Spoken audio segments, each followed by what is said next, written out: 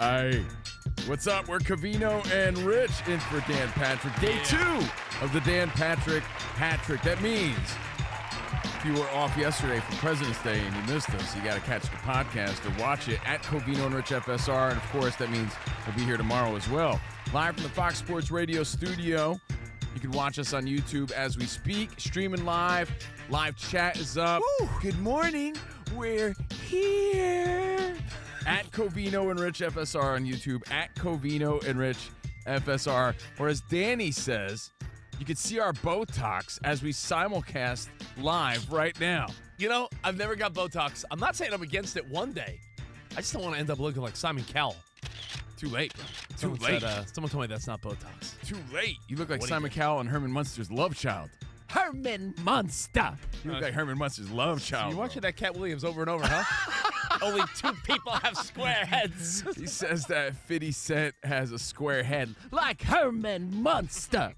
Yo, so I'm Covino. That is Rich Davis. Danny G is super producing. Danny G. Hey, what's up, Danny? Hey, happy Tuesday. He's the G. He's got the smoothest, most buttery voice in all of radio land.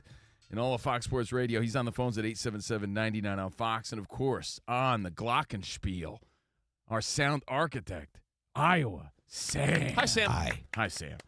There's, like, rando stuff to get to today. There's fight news. I thought it was, like, a rumor, and Danny's like, no, it's true. Dude, there's fight news, and I might be one of the biggest fight fans here at Fox Sports, and even I don't give a diddly squat, but we got to chop it up. We got to talk about it. Don't sell yourself short. You're the biggest fight fan at Fox Sports. Well, I don't know. Name Jonas someone is more. a pretty big fan. Jonas is the only doesn't guy watch he doesn't watch every fight every weekend, no matter who it is. He, surprisingly, is... You watched Von Kaiser against Joe last week. Well, it was pretty good. It was a good fight. It was another You watched King old Hippo guy fight. versus Duffel-Maker. True. I like watching bugs fight, animals fight, hobos fight on the street. I'll watch any fight. And I'm not saying I'm not going to watch this fight that we're going to talk about, but I don't want to see it. I think it's something nobody asked for. Plus, Shaq Diesel, Whack Diesel trivia. We're giving away prizes today. But hope you had a great President's Day, President's Night. Hope you had a nice night off. I took a nice little nap after the show yesterday. Because when we fill in for DP, our schedule's all thrown off. Man, I passed out after the show. You? You listen. Like a little kindergartner Danny, on my little mat. I know you love to point out, because it's true, most of our affiliates and DPs, Danettes, so many more people on the East Coast and the West Coast in sports radio. Yeah, of course. They're listening thinking you guys are big wusses right now. Yeah, no, but it felt like the longest day ever. And I know there's many people that work their ass off and they're already at the factory or the mill or the office at 6 a.m. Am I not allowed to take a nap? I never take a nap, and you're sitting here justifying You're it. allowed to bitch and complain. I'm just saying. Where was the bitch and complaining? I said I took a nap. You're allowed to be a big baby. I said it because guess what? I don't ever take a nap. That's why I bring it up. If I did that every day, I wouldn't say it. I'm tired, boss. We clap for our toddler, Koa, when he takes a nap. Hey, yeah, dude, I haven't taken a nap since I was a kindergarten. Dude, you napped so good. Dude, that was the big announcement. No, You go to sleep, or I didn't know it was a big deal. I do wonder, for people that do wake up. I'm not a regular napper. I think you're a weenie if you are. If you wake up early, if you're a grown man, it's like, I like to take naps. Yeah, let's make that I don't clear. know. I think you deserve a little kick in the huevos. But when we are waking up early on the West Coast. Yeah. There does come a point around lunchtime. I went to the gym, and when your body's just tired, and I'm trying to do sets. I'm like, everything felt heavier. I was tired as hell. I agree. Is that Rich doing a set or a turtle having sex with a boot? All right, ready? Rich lifting weights. Yes, me lifting weights. All right, let's get into this fight. And then I got to tell you about my night last night because I have the guaranteed spot. I've said it for years, but maybe not to our friends in the Dan Patrick audience. But there's a guaranteed family night or date night that delivers every time. And every time I go there, my thought is, I should be going here more, but probably not. And I'll explain coming up. All right, so we got automatics, no fails. We'll explain what that is. But I think a lot of people owe Michael Jordan an apology on his birthday. I'll explain why. We'll get to that. I think you owe him an edible arrangement and a balloon. Wow. Now, we grew up, speaking of Michael Jordan, and we'll apologize on behalf of everybody talking smack about him. We grew up in the era of the three Mikes. Era. Mike Tyson, Michael Jordan, Michael Jackson. And Mike Tyson's in the news today. Cat Williams talked about him as well on his latest special with his ass out and how he couldn't believe it. He knew it was over. He said he put money on Mike Tyson, but knew it was over when he saw his ass out. That's so funny when you think about it. I didn't know my ass was out. I just knew I felt a little chill up my spine. It is funny how it is funny how the 80s were defined, not just in pop culture and sports and movies, even in your classroom. If you're a kid of the 80s, I wasn't the only one that had like 3 mics in my class, right? Like every mic you knew had an initial, like, oh, Mike D, Mike L, Mikey C. Like, I don't know if it was an East Coast went thing. To school with Mike D? Did he get respect? I had at least 3 mics in every class. And you're right, Michael J. Fox, Michael Landon, your favorite. I know Covino likes to put Michael Rappaport on that list. Yes, he's the guy. He's the best on Traitors. So, of the Michael trifecta that we grew up with, taking it back on a Taco Tuesday, Mike Tyson's in the news. Yeah. And so is Michael Jordan. We're going to get to him, too. And the announcement today, or late yesterday, it's been a rumor for a minute, though. It's been a rumor. They've been talking about this for a while. And I kept saying, no. I was shaking my hands as a fight fan. Hey, no. On behalf of all casual fight fans, I want the world to know, hey, nobody cares about this fight. Nobody wants it. At least that's how I feel. Yeah. Rich, you and I are good at taking the temperature of America. We sort of know orally. Yeah, we sort of orally, of course. we sort of know what the people want. At least I feel like we got a good grasp on the pulse of what's going on. Of course, I don't think anybody is out there yearning for a Mike Tyson Floyd Mayweather fight. Oh. Everything about it is stupid. Everything. Stupid. Mike Tyson, 58, 59 years old. Yeah. I'm not sure how old he's going to be by the time this happens. They're saying tentatively agreed upon in April 25th. Oh, my God. In the Dominican Republic of Congo? Yeah. Like, first of all, I just feel want to like- make this I feel clear. like I'm not Paulie- going out there. I feel like Paulie in Rocky IV, he's like, Russia? In the Congo? We're going to the This Congo? fight is stupid. He'll be 59 during the fight. People going to the Congo are more stupid. Now, he'll be 59. Floyd Mayweather, again, another former champion, but automatically not interested because both dudes out of their prime. And I guess we're past that as a society. It doesn't matter. We just want to be entertained. But the weight class thing bothers me. Like everything about it. Like these are hypotheticals that people would bring up, like dumb people would bring up. And you would say to yourself, you're an idiot. Like, hey, Covino, you're a big fight fan? Yeah. Who do you think would have won in their prime? Floyd Mayweather or Muhammad Ali? And you'd say, get out of here, stupid. They would never fight. Dummy. Ali's twice his size, moron. Is a heavyweight champion, former heavyweight. And Mayweather, he fought at 130 at one point or whatever. He's a welterweight, right? He's a welterweight fighting around 147. Yeah, I mean, you're talking about in his prime. I mean, think of the weight classes. I know the average buffoon might not realize, but like Julio Cesar Chavez versus George Foreman would never happen. It would These never guys happen. are But guess what? astronomically different in size. In today's stupid world of entertain me and spectacles and circus shows, it is a possibility. And I hate that. Not that I don't like fun, stupid shows, but you got two legends of the sport making some weird compromise. It sounds and feels like such a money grab. And I'm here to tell you that I don't think anybody wanted to see that. And I say that respectfully because I'm a big fan of Mike Tyson. I love what Mayweather brought to the game. I was never a huge fan of Floyd because he beat up all the people I loved. But I don't think anyone wants to see this fight.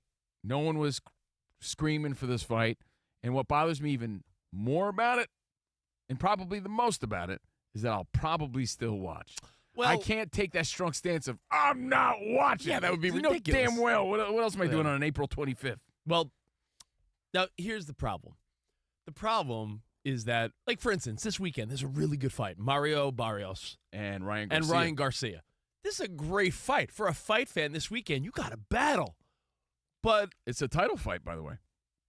there's like this sense that the average person would would rather see a spectacle, and that is what. Yeah, it caters to the bonehead, no doubt, but just everything about it. We saw Mike Tyson fight against Jake Paul, and he looked slow. You know how slow he's going to look against Floyd Mayweather? Floyd Mayweather's still in good shape. Think about the things you watch when you're not watching sports. Danny G, I know you and I, a couple shows in common with the wifeys. Traitors! Are you a traitor? Oh, I'm all caught up on Love is Blind. And Love is Blind. We love good trash. I'm going to start Love is Blind tonight. Yeah, it finally got good once they all went to Cabo. So Yeah, it does. I'm going to start tonight. I'm surprised you're off. You know what? Been falling asleep early. I'm being a good boy. You big crybaby. That way I'm nice and awake for Dan Patrick. But Love is Blind, Traitors, even grown men watch dumb trash TV here and there. So are you shocked that grown men would be like, yeah, I guess I'll get together with my buds? It's ridiculous. It makes no sense. But you know for a fact, all four of us in this room, me, you, Danny J, and hi, I was Sam, you know we're all going to be at my house watching this. Oh, yeah. I'm not the guy Hey, guys, I'm firing up the grill or I'm ordering food, and hey, come on over. I'm not going to not protest. I'm not going to protest. Like, I'm very intrigued. Meaning, like, I don't want to have the FOMO is what I'm trying to say. No, I'm not wanting to see this fight. I was Sam. It'll be April. Oh, yeah. I'll fire up the hot tub. We'll put on the projector. Oh, I was Sam in the hot tub. That's what What I a think hot about. tub. Go for that. He's a hot tub boy. And by the way, what's the catch weight? This is what I don't know. I don't think Mike there Tyson is. was a bona fide heavyweight and still is. I think it's like come as you are. I don't think it's we're going to meet at this weight. But I think that's it's like so- you're old, I'm older. That's what's dumb And about it. I'm so much older. I bet Floyd Mayweather would eat McDonald's probably weighs at least like 170. Floyd's 48. He's 48 years old, but he used to weigh 148. He used to be 147-ish, and he'd always, eat McDonald's training just to keep the weight up. So he's like naturally a really I just thin, think light dude. He might weigh 160 at the most. And I'm not saying that I'm an athlete. I'm a grown man who stays in shape. These are professional athletes. I think there's 40 a big difference between 58 and 40. No, yeah, that's what I'm saying. Like I feel me in my 40s am not that far off of where I was in my 30s. I feel like people in their 50s, you hit that next level of like you're grown. You see professional athletes, Tom Brady. So Jameis You're Winston. the youngest of the old guys. We may talk about. You're the freshman of the senior citizens. Yeah, like when you're in your 40s, you are sort of in between. Am I the oldest of the young guys or the youngest of the old guys? Floyd's late 40s, early 50s. Yeah. You're the youngest of the old guys. Yeah, and Floyd's there now. But there's a part of me that's like, he was never an offensive fighter. He's going to turn 49 later this month, Yeah, by the way. Floyd was very elusive. I just wonder, is it going to be like Mike attempting these big haymakers and Floyd just avoiding every punch, and we're just watching like Floyd Mayweather that? is very slippery man. Very, very wonderful man, but very slippery. I just have to catch him with my right hook. Yeah, the Paul fight, he wasn't active enough, remember? And he's going to be even less active now. Yeah. Look, you got Jake Paul is a big lumbering lug, and Mike Tyson couldn't land, couldn't pull the trigger, couldn't unleash. You think all of a sudden he's going to be able to throw punches and bunches to catch a very elusive Floyd Mayweather? Again, it's not happening. We're all going to watch. We're going to fire up the barbecue. We're going to That's what makes me mad about invite it. our friends over. Because if you're going to watch, like I said, Traitors. if you're going to watch a dumb reality show, or you're going to watch curling, or what are we watching now in the background? These guys are on Biathlon. skis. Biathlon. People That's are shooting guns and people- cross-country skiing. Yeah, people got skis on and they got guns on their back. You're watching that? Of course you're going to watch Floyd Mayweather and Mike Tyson. Gorgeous out there. It does look gorgeous. Anyway. I think I saw a comedian do a bit. It's like, how do those two things go together? Was it It's Seinfeld? It's an Seinfeld. old Seinfeld Yeah, bit. he's like he pokes somebody in the eyes and he starts swimming again. Like, what are we doing? It's so I'm dumb. gonna ski. No, and I'm gonna it's shoot a dumb. gun. It's like that's why I'm hunting mad. and shooting, I don't know, and then getting across the wilderness. Let me make this clear. I never said I wasn't going to watch. I've never taken that sort of stance ever in anything. Oh, I protest. I'm not doing that. I'm going to watch. You're not a stubborn jerk. I'm not. For the That's most not part. me, and I'm not going to lie about it. But I'm telling you, I don't think there's a need for this. I think it's embarrassing. I think it's kind of sad. It feels like a money grab. I don't like it. Like, there's so many intriguing matchups we'd want to see. This is not one of them. It doesn't add up. I get it. Well, It's dumb. Everything what? about it stinks. can I give you an analogy that I think you'll love? And by the way, is this That's how I feel. I don't know. Do you feel the same way? No, I do. But I have an analogy that I think you're going to love. I got to find out, though, will this be on Netflix? And I say for free as if Netflix doesn't cost anything, but they've done a great job of making us think we don't pay for Netflix. If this is a, like, $99 pay-per-view, that might change the sentiment. People might be like, I don't know about that. But if it's on Netflix or The Zone or something that you might already have, you'll watch for sure. It's got to be. This can't be a separate pay-per-view. I think because pay-per-views are sort of, it's gone away. They're going yeah. extinct. Like now people no longer have to, if you're a wrestling fan, the days of, Royal Rumble or WrestleMania. No, you just have WWE Network on whatever you have. All the streaming services have now sort of made pay-per-view, that model, obsolete. But they put stuff on tiers. I wanted to watch something on Netflix, and they're like, you don't have the package for it. I was really upset. Are you the guy that has Netflix with commercials? I do, yeah. Yeah. Damn, Sam, you need Sam, a you raise, need a raise, bro. yeah. I got to call the boss. I wanted to watch Blue Moon, and I couldn't. Yeah, Baloney. Can we get Sam a raise, boss? I got so many platforms, I can't afford them all. Now he watches Netflix in tears. So my Very analogy for you, Cove, because I know you make this funny SpongeBob reference quite a bit. SpongeBob rips his pants. Yes, he does. And then everyone laughs. Yes. And then he goes back to the well again and again and again until the point where no one cares that he split his pants. Like, I feel like with these gimmicky fights, they're pulling a SpongeBob SquarePants, where at first it was like, oh my God, Logan Paul's fighting Mayweather or Mike Tyson's fighting whoever. Like, we've done these gimmicky fights enough now where I feel like we're getting to the point where SpongeBob has ripped his pants one too many times. Like, all right. yeah. We don't care anymore. At least this is our instinct, my instinct. If there's a bonehead out there, it's like, hey, man, I've been waiting for this fight my whole life. Well, I'd love to talk to you. I'd love to talk to you because what made you even imagine these two guys? They're two legends, two of the best. I don't think anybody asked for this. Nobody. That's the point. There's executives who are like, hey, how about Mike Tyson fight Floyd Mayweather? And they're like, yeah, sure, let's clap about it. You're right, Sam, because there was never a feud. They're in a different weight class. They're different generations. You imagine there's a mutual respect of sorts, but right? there was never a generational, like, man, LeBron or MJ or Ali or Tyson. Like, this is, again, two guys that have they have nothing in common other than they were dominant in their weight class at a time. In different eras for the most part, too. Yeah. Mayweather versus Tyson is official. That's why we're talking about it today. What if the boss You've been said, hearing rumors about it for a minute. Let me ask you, if the boss hit you up after the show today, he's like, Covino, I heard you talking about it. They want to send you to the Congo to cover it. Congo? Are you going to the Congo to cover this fight? Congo Bongo? What? No, I don't even want to. No, I don't want to. The Dominican Republic of Congo?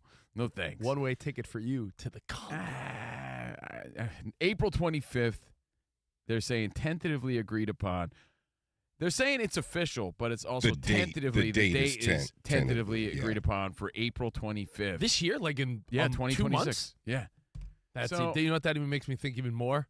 It's a joke. I don't know. No, not a joke, but like, I don't know. When you're that age, like it's a farce. Like, it just feels like a gift that we didn't ask for and we didn't want. I don't know. And we have to pretend like we like it. Well, you know what? Thanks. Mayweather has sparred a gun rack. Mayweather has sparred some randos over the years in like foreign lands for big paydays. It's not new for Mayweather. We just never really watch him or cared. Remember, it would be like, oh, Mayweather versus some like Japanese champion of something, and a couple rounds of exhibition boxing. Doesn't affect Mayweather. He comes out looking like, hey, he's the man. He did something cool. Probably makes $20 million. I don't know. Think about how this plays out, and I'll tell you straight up. There's only one way this ends. I'm imagining there's no way this is an official fight, right? That I don't know, but this is from Bleacher Report announced today, according to Ring Magazine. If this is a sanctioned fight, no chance that Mayweather loses. Remember, he's 50-0. Yeah. There's no way. I'm not saying there's a fix. I'm just saying there's no way. Yeah. Remember his game. His game is swim and don't get wet, as they say. Stick and move, hit and run. You already said it, Rich. Defensive fighter, right? Elusive. He's elusive. He's the wonderful elusive man. There's no way. Tyson couldn't catch Jake Paul. He's going to be chasing Mayweather. Mayweather's going to hit him and run. Hit him and move. Well, hit him and move. The whole fight, Well- Tyson's going to be like, trying to catch him, and that's the entire fight. Mayweather wins by decision. While I did give you the SpongeBob analogy, these gimmicky fights, it's like ripping. Guess what, Squidward? It's like- I split my pants. Whoa. It's like ripping your pants one too many times. We've seen these, but he split his pants. but do you think maybe, just maybe, Danny G, we've watched some of these fights together. We've watched it with some of our other pals, Covino. Do you think maybe one of these fights something crazy will happen? Because we've sort of come up short. We saw Mike Tyson's ass in the last fight. That was enough. We saw Mike's butt. That wasn't crazy enough for you? We talked about it with him. We had him on the show, and he's like, I didn't even realize. I didn't even know. And I was just going to say, you guys will change your tune really quick if we book Tyson on the show again. I'm not talking smack to Mike. I'm not stupid. You think I'm going to be there and be like, yo, Mike, this is dumb. What do you mean? Yeah, it's dumb? all of a sudden, I was kidding. Covino's going, yo, bro, can't wait, bro. Can't wait. Yo, love you, you Mike. got to be crazy to talk smack to Mike Tyson. But there's a part of me that's like, all right, if you have 15, 20 gimmicky fights, eventually something wild will happen just by pure. Like what? No, just by pure statistics, right? Like if we've watched one too many of these Jake Paul, Logan Paul, gimmicky KSI versus, eventually something, one of them will result in, oh, crap, look what happened. Like, Here's what as a fight fan. Is that the hope? Remember the hope we were all what, dumb? You want one of Mike's Tigers to come mauling into the ring? No, do you remember how dumb we were? What? And I'm the dumbest. I remember when Tyson fought Jake Paul. I was one of, would you easily say one of millions of idiotic Gen Z and millennials that were like, I'm going to put $100 on Mike. And I might as well have taken a $100 bill You with and Cat Williams. with a lighter. You and Cat Williams, bro. That he does a whole bit on it in his new Netflix special. About what? About how he put money on Mike Tyson. Oh, really? Like how stupid he felt. You know what? See, maybe me and Cat Williams, same guy. You know what, man? Here's my request, okay? Because we already established I'll watch any fight, even though I'll reluctantly watch this one. If you're going to be the casual bonehead that's going to tune in, all I ask is, if you're going to watch a stupid spectacle and you're going to keep watching this stupid stuff, these circus fights, please just watch one that matters and watch one this weekend. Ryan Garcia, Mario Barrios. It's a title fight. There's fights that matter. If you're going to watch this stupid stuff, they're going to keep serving it, right? So they're going to keep feeding you this BS. If you're going to keep eating fast food, At least balance it out with something healthy. Yeah, have some sushi or filet or something. At least watch a fight that matters, because there are still fights out there that matter. This is just dumb to appease the dumbest people on the planet.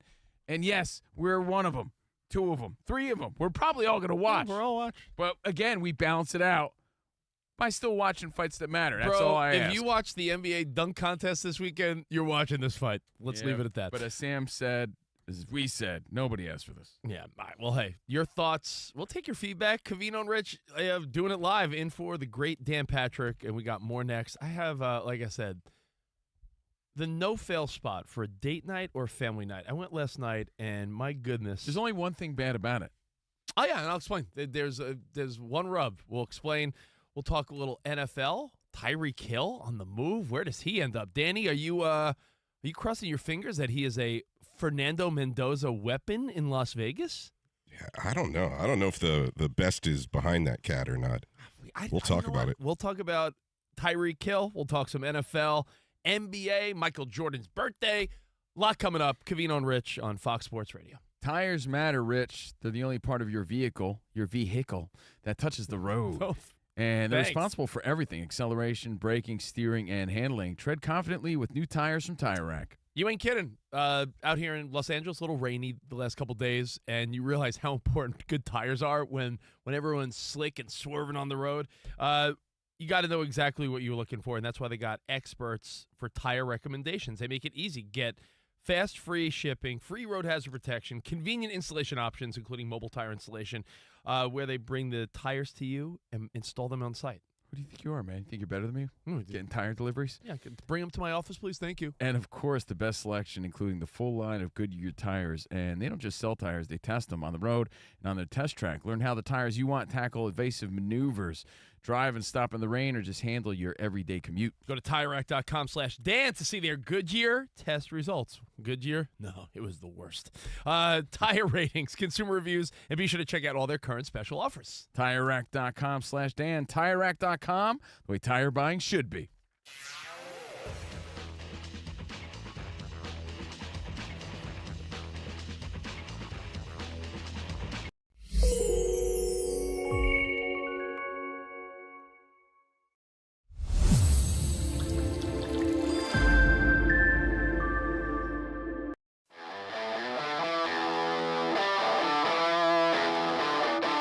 Overpromise, Covino Rich.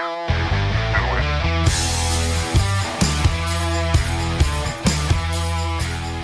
Mike Tyson's in the news. He was being interviewed on the Katie Miller podcast and made a really interesting confession. I don't know if you missed it. Here it is. Would you rather be forced to watch The Notebook every Friday night or never be able to watch sports again? I want to watch The Notebook. I love The Notebook. That's one of my best movies. You just lost right there, baby. You lost big time. What are Mike Tyson's other secret favorite movies? When you think about it, there could be a ton of movies, Mike. There's a lot of great rom-coms out there. What would you start with, maybe? Hey, it's Mike Tyson. Hey, guys. I gotta say, I love The Notebook and Rachel McAdams. I love The Notebook like McAdams loves Gosling. I love that movie. Hey, guys, Mike Tyson. Can I give another one I think Mike might like? It was a movie with John Cusack. It was based in New York City. You remember Serendipity, Mike? Serendipity. I love that movie. Serendipity. John Cusack's one of my favorites. I love that. But I don't want this conversation to be self-aggrandizing. This is kind of self-aggrandizing. And I don't mean to be loquacious, but yeah, I want to talk about Sleepless in Seattle, too. Oh, that's a fantastic one. Covino's never seen it. Tom Hanks, Meg Ryan, a classic. I love Sleepless in Seattle. Covino needs to see it. Maybe we could watch it together, and then we could watch it and follow up with You've Got Mail. That's another one of my favorite Tom Hanks movies. It's a great one. It's a cinematic masterpiece. Great one. Mike, I can only imagine maybe My Best Friend's Wedding is on your list? My bad. My favorite part is when they start singing. I love a musical. I love a little song and dance. The moment I wake up, before I put on my makeup. That's my favorite part. I love it. If you're going to bring up Julia Roberts, by the way, she's a wonderful, wonderful woman. I love Notting Hill, too. It's one of my favorites. And I love Hugh Grant, too, because he likes hookers like me in the 90s. Because I like Hugh Grant. Always knew that you love the rom-coms. Thank you, Mike. And can I give a shout out to The Vow? I like that with Channing Tatum, but The Notebook's one of my favorites. It's a good one. Classic. Enjoy the fight. Thank you, Mike. Mike Tyson, everybody. Awesome. Love that. Always a great time.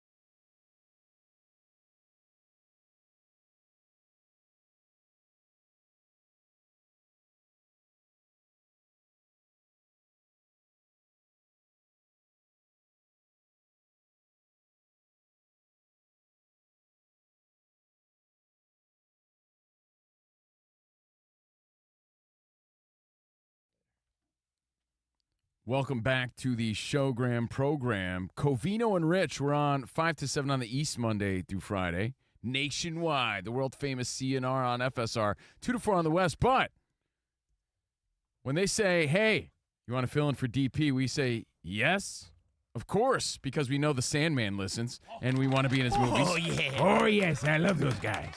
Oh, and Frank Caliendo. Yeah, And yeah. one day Covino hopes to have Frank do an impression of him. Yes, that would be great. I would love that. That's so how you know, that's we how you say, know of you made it. course, we got to win over some of the Dan Patrick listeners to come check out our show. And Yeah. plus, he's a legend, and it's always an honor. Again, Danny G, Iowa Sam playing some Nirvana. By the way, the highlight of my Super Bowl week was after you two had Caliendo on the stage. He went in the back where I was sitting, and he walked up to me, and he impersonated my voice. And he was like, cool meeting. And I'm like, Oh, wow. you Danny G? I say, you do it way better than Covino. Yo, man, I can't believe it's Frank Caliendo. That doesn't sound like me. Yo, man. Hey, by the way, for over 40 years, Tire Rack's been helping customers find the right tires for how, what, and where they drive. Shipped fast and free, backed by free road hazard protection with convenient installation options like mobile tire installation. Tire Rack, TireRack.com, the way tire buying should be. Speaking of impressions, I want to hear Frank Caliendo's best Coach Lou Brown. Tire Rack. Tire Rack. And by the way, Sam, you played some Nirvana on the way back. Since we're talking Mike Tyson and Floyd Mayweather, back in the 90s, it was 1994 when he committed suicide. You know, there's a lot of legitimate speculation now, and there always has been, but legitimate based on forensics today, that say homicide, not suicide. Saw that. Yeah, it's been in the news lately. And yeah, there's a lot of it would have been impossible, they're saying, for him to have killed himself with that level of drugs in his system. And a lot of people scratching their noggins saying, okay, all right, so then who did it? Oh, the 90s, 30-something years ago. I always thought the 70s were 30 years ago. What happened to that? Not Yeah. anymore. And speaking so of 30 years ago? You mean the 70s before we were born? No, 30 years ago, the mid-90s. Yeah, I know. Time's flying. If you just joined us, we're talking Mike Tyson. We're talking like it's 1990 something. But Mike Tyson is doing something that people boneheads only talked about.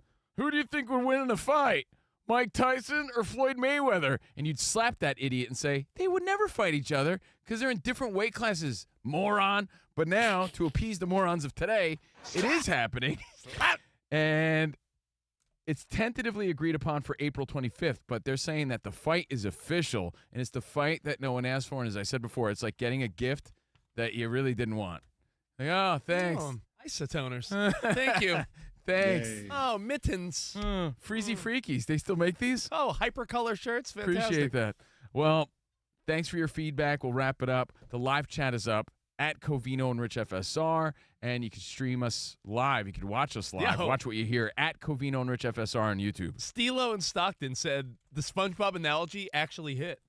Well, again, if you don't watch SpongeBob, Which I didn't really, by the way. My kids do a little it's, bit. But it's I was fantastic. It is. And I'm not one of those, Were you- like, were you let's like- watch cartoons Yeah, but were you kind of like guys. were you like watching SpongeBob when you were like high in college? Is that when you watched it? No, I'm a father, and my daughter would watch it. Oh, I just feel like SpongeBob was like You'd see it on. I mean, I also have like nieces and nephews and Okay. younger siblings, right? So I have younger siblings that would watch it a lot.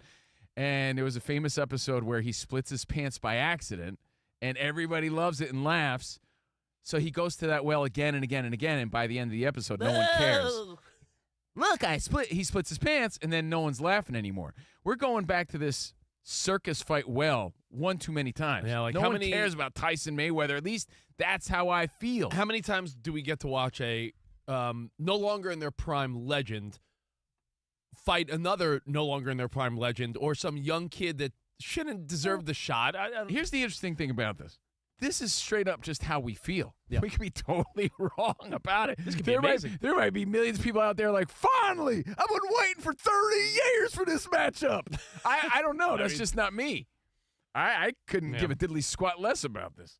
But Mike Well- Tyson, Mayweather, it's going to happen, and none of us, we're all going to watch like this. Two old guys. Floyd Oh. brings. You know what Floyd brings? You're going to be telling your kids, like, these were the best of the best. Well, I don't know what happened. Floyd brings the same vibe that a Paul brother does, which is like, oh God, yeah, you respect them, but you hate their vibe sometimes. Everyone's going to root for Mike because that's what they would do. I And split my pants. and what's going to happen is, he's going to avoid Mike. Mike's going to, try to land some big punches, and we're all Hey. going to be sad. Hey, Patrick and Squidward, I split my pants.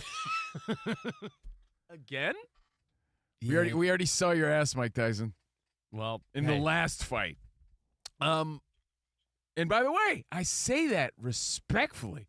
Mike Tyson, one of my favorite. I mean, who is not intrigued by the most interesting man on the face of the earth, Mike Tyson? He's one of my favorite athletes of all time. One of the greats. So this is no disrespect. This is my initial feeling on this. Would you agree, though, that the Mikes of your childhood, what's your top 5 childhood Mikes? You got to go birthday boy, Michael Jordan. Everybody wanted to be like Mike. You Yeah. got to go Tyson. You know why? Because Michael Jordan, of all these people, well, no, you could say the same probably for all of them. But he, more than any of them, I think, transcended alliance. Like, were we all Bulls fans or were we all Michael Jordan fans? So, Jordan, Tyson, Jackson, Michael J. Fox. Mike Seaver. I was going to say, who's the 5th? If you had to put a number 5, is there? I feel like. Which was a bigger boner fan. True story. But Mike Seaver was legendary back in those days. What was his name? What's the bone? No, Michael Stabone. Yeah, Michael Stabone. No, I don't know what his name. Oh. What was his name? Boner's name. I don't know. His dad's name on the show Growing Pains was Sylvester Stabone. That is true. That's I remember that. Is there a 5th Mike that even comes close to the Jordan, J. Fox, Jackson, Tyson? Is there an A Mike. outlier Mike that Mike. belongs in this conversation? Like Phelps is later. He was Richard Stabone. Richard. Richard. Oh, that makes sense. And his dad was How about- Sylvester Stabone. Just a quick search. George Mike. Well, no. George, Michael. No. Michael Bolton is on there. Oh yeah, that's Is the That one. ass clown? Famous Michaels of the 80s. Yo, by the way, this is a total. I'm sorry to get off. That no talent ass tangent. clown. Dude, I was in the sauna the other day, right? It was on Valentine's Day. So I'm in the sauna at the gym. Sounds romantic. No, well, the gym's right across the street from here, Fox Sports Radio, right? So I was killing some time, breaking a sweat. Yeah. I like to come home and pretend like I actually broke a sweat. So I go into the sauna and I cheat. Hey, Covino wears a shirt in the sauna. Sometimes. Yeah, actually, yeah, all the time. I feel like you You just think I need to expose my pepperoni nipples to strange women that come walking in? It's a co-ed sauna. I'm good on that. Yeah, but I'm just saying, like, then you What have do like you, are you like? Do you have a hankering to see my jelly rolls? I don't No, get it. but I'm saying you go to the sauna, you end up like. Yeah, but that's you're- the last thing I do. You're and then I go home. Yeah, but then your shirt is soaking wet. But I'm not like hanging out in it the rest of the day. I'm going home. I But live then you have 6 to- minutes away. You have to get in your car with a soaking wet shirt on. I don't know. Your kids wipe their boogers on your seat. You in a sweaty shirt is a big deal? Yeah, just saying. So anyway, I'm sitting there in the sauna, and there's some guy right next to me thinking that the world can't hear him, or everybody in the sauna, and he's blasting Michael Bolton, dude. And I'm like, should I let him know that he's listening? And I'm thinking, I'm rationalizing for him. I'm like, well, it is Valentine's Day. Maybe he's trying to get into the mood. Maybe he's and all trying I to hear, get in the all I hear is, "Tell me, how am I supposed to live with her?" And I'm like, should I tell this guy that everybody could hear the lame musical choices he's making right now? What's wrong with you? Sam, can you hit me up with some Michael Bolton? This is a perfect way to get me in the mood on a Tuesday. How about we wait about 6 minutes? Let it be known that when you think people don't hear, they can. I really think that, a lot of times you think you're in your own zone, but people know what you're listening to. I have a much better musical Mike for you from the 80s and Yeah. 90s. Are you going to go? Mike D. The Beastie Boys. You guys always throw Beastie I Boy think we're going to quotes say out. Second shout out of the day. Michael Yeah. McDonald. You gave a shout out the other day. Yeah, 'cause for he sure. had that He's falsetto. more, I think Michael McDonald's more of a 70s yacht rock guy. He's more of a Michael. Yeah, guess. Michael. I think of the Mikes. Yeah, but when you're talking of that era, you're Era. talking like late Yeah. 80s, 90s. Late 80s, 90s. Stilo said, Michael Landon, Highway to Heaven? He was big, but that no. yeah, Michael Landon was big, but he's not. He was older by I then. think there's four. There's 4 Michaels of the 80s, and we can move on from that. Now, coming up, we are going to talk some NFL, Tyreek Hill, and I still have to tell you about this perfect spot to go, whether it's family night or date night. I went last night, and I want to analyze one of our favorites here on Covino Rich. We'll do that Next, we're live from the Fox Sports Radio studio. In for Dan Patrick, Covino and Rich. More next.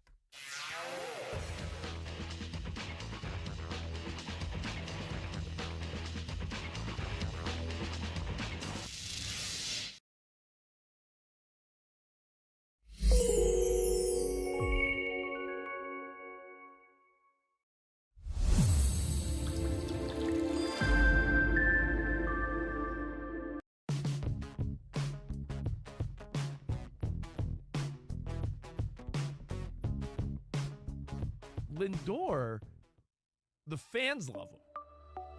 But it seems like maybe he doesn't get along with everyone because maybe there's a reason Nimmo and Pete Alonso and Jeff McNeil and all of these guys were moved. Maybe there's dissension, There right? was whispers, rumors, murmurs about him and Soto not vibing.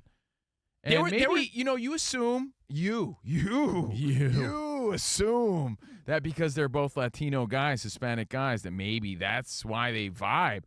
Lindor's Puerto Rican. Soto's Dominican. That doesn't mean they're BFFs. I'm not assuming anything. In fact, No, but I think there is an assumption they must do the listen. salsa together and get along. That doesn't mean you anything. think all white people think that? Yes, I do. I do think that. You think I sometimes. think that because I'm a white guy? That I think because they're both Latino, they do the salsa together and love each other? I'm not saying that you think that, but I bet you we have an understanding. There's a language. That's gotta be racist. There's a Yeah. connection there. They You. must get along. What are you thinking that? But I will say this, though. Last year, as a Mets fan, I had group chats from early on, and I was in denial of this, Danny. I really was. I was in complete denial because there was body language. And I'm not saying Soto has ever been the most demonstrative, like, let me show you my feelings type of guy. But he stopped doing the Soto shuffle in the batter's box. He stopped doing the few things that did give him a little pizzazz. You know why? He says, because Francisco made fun of me. That's why.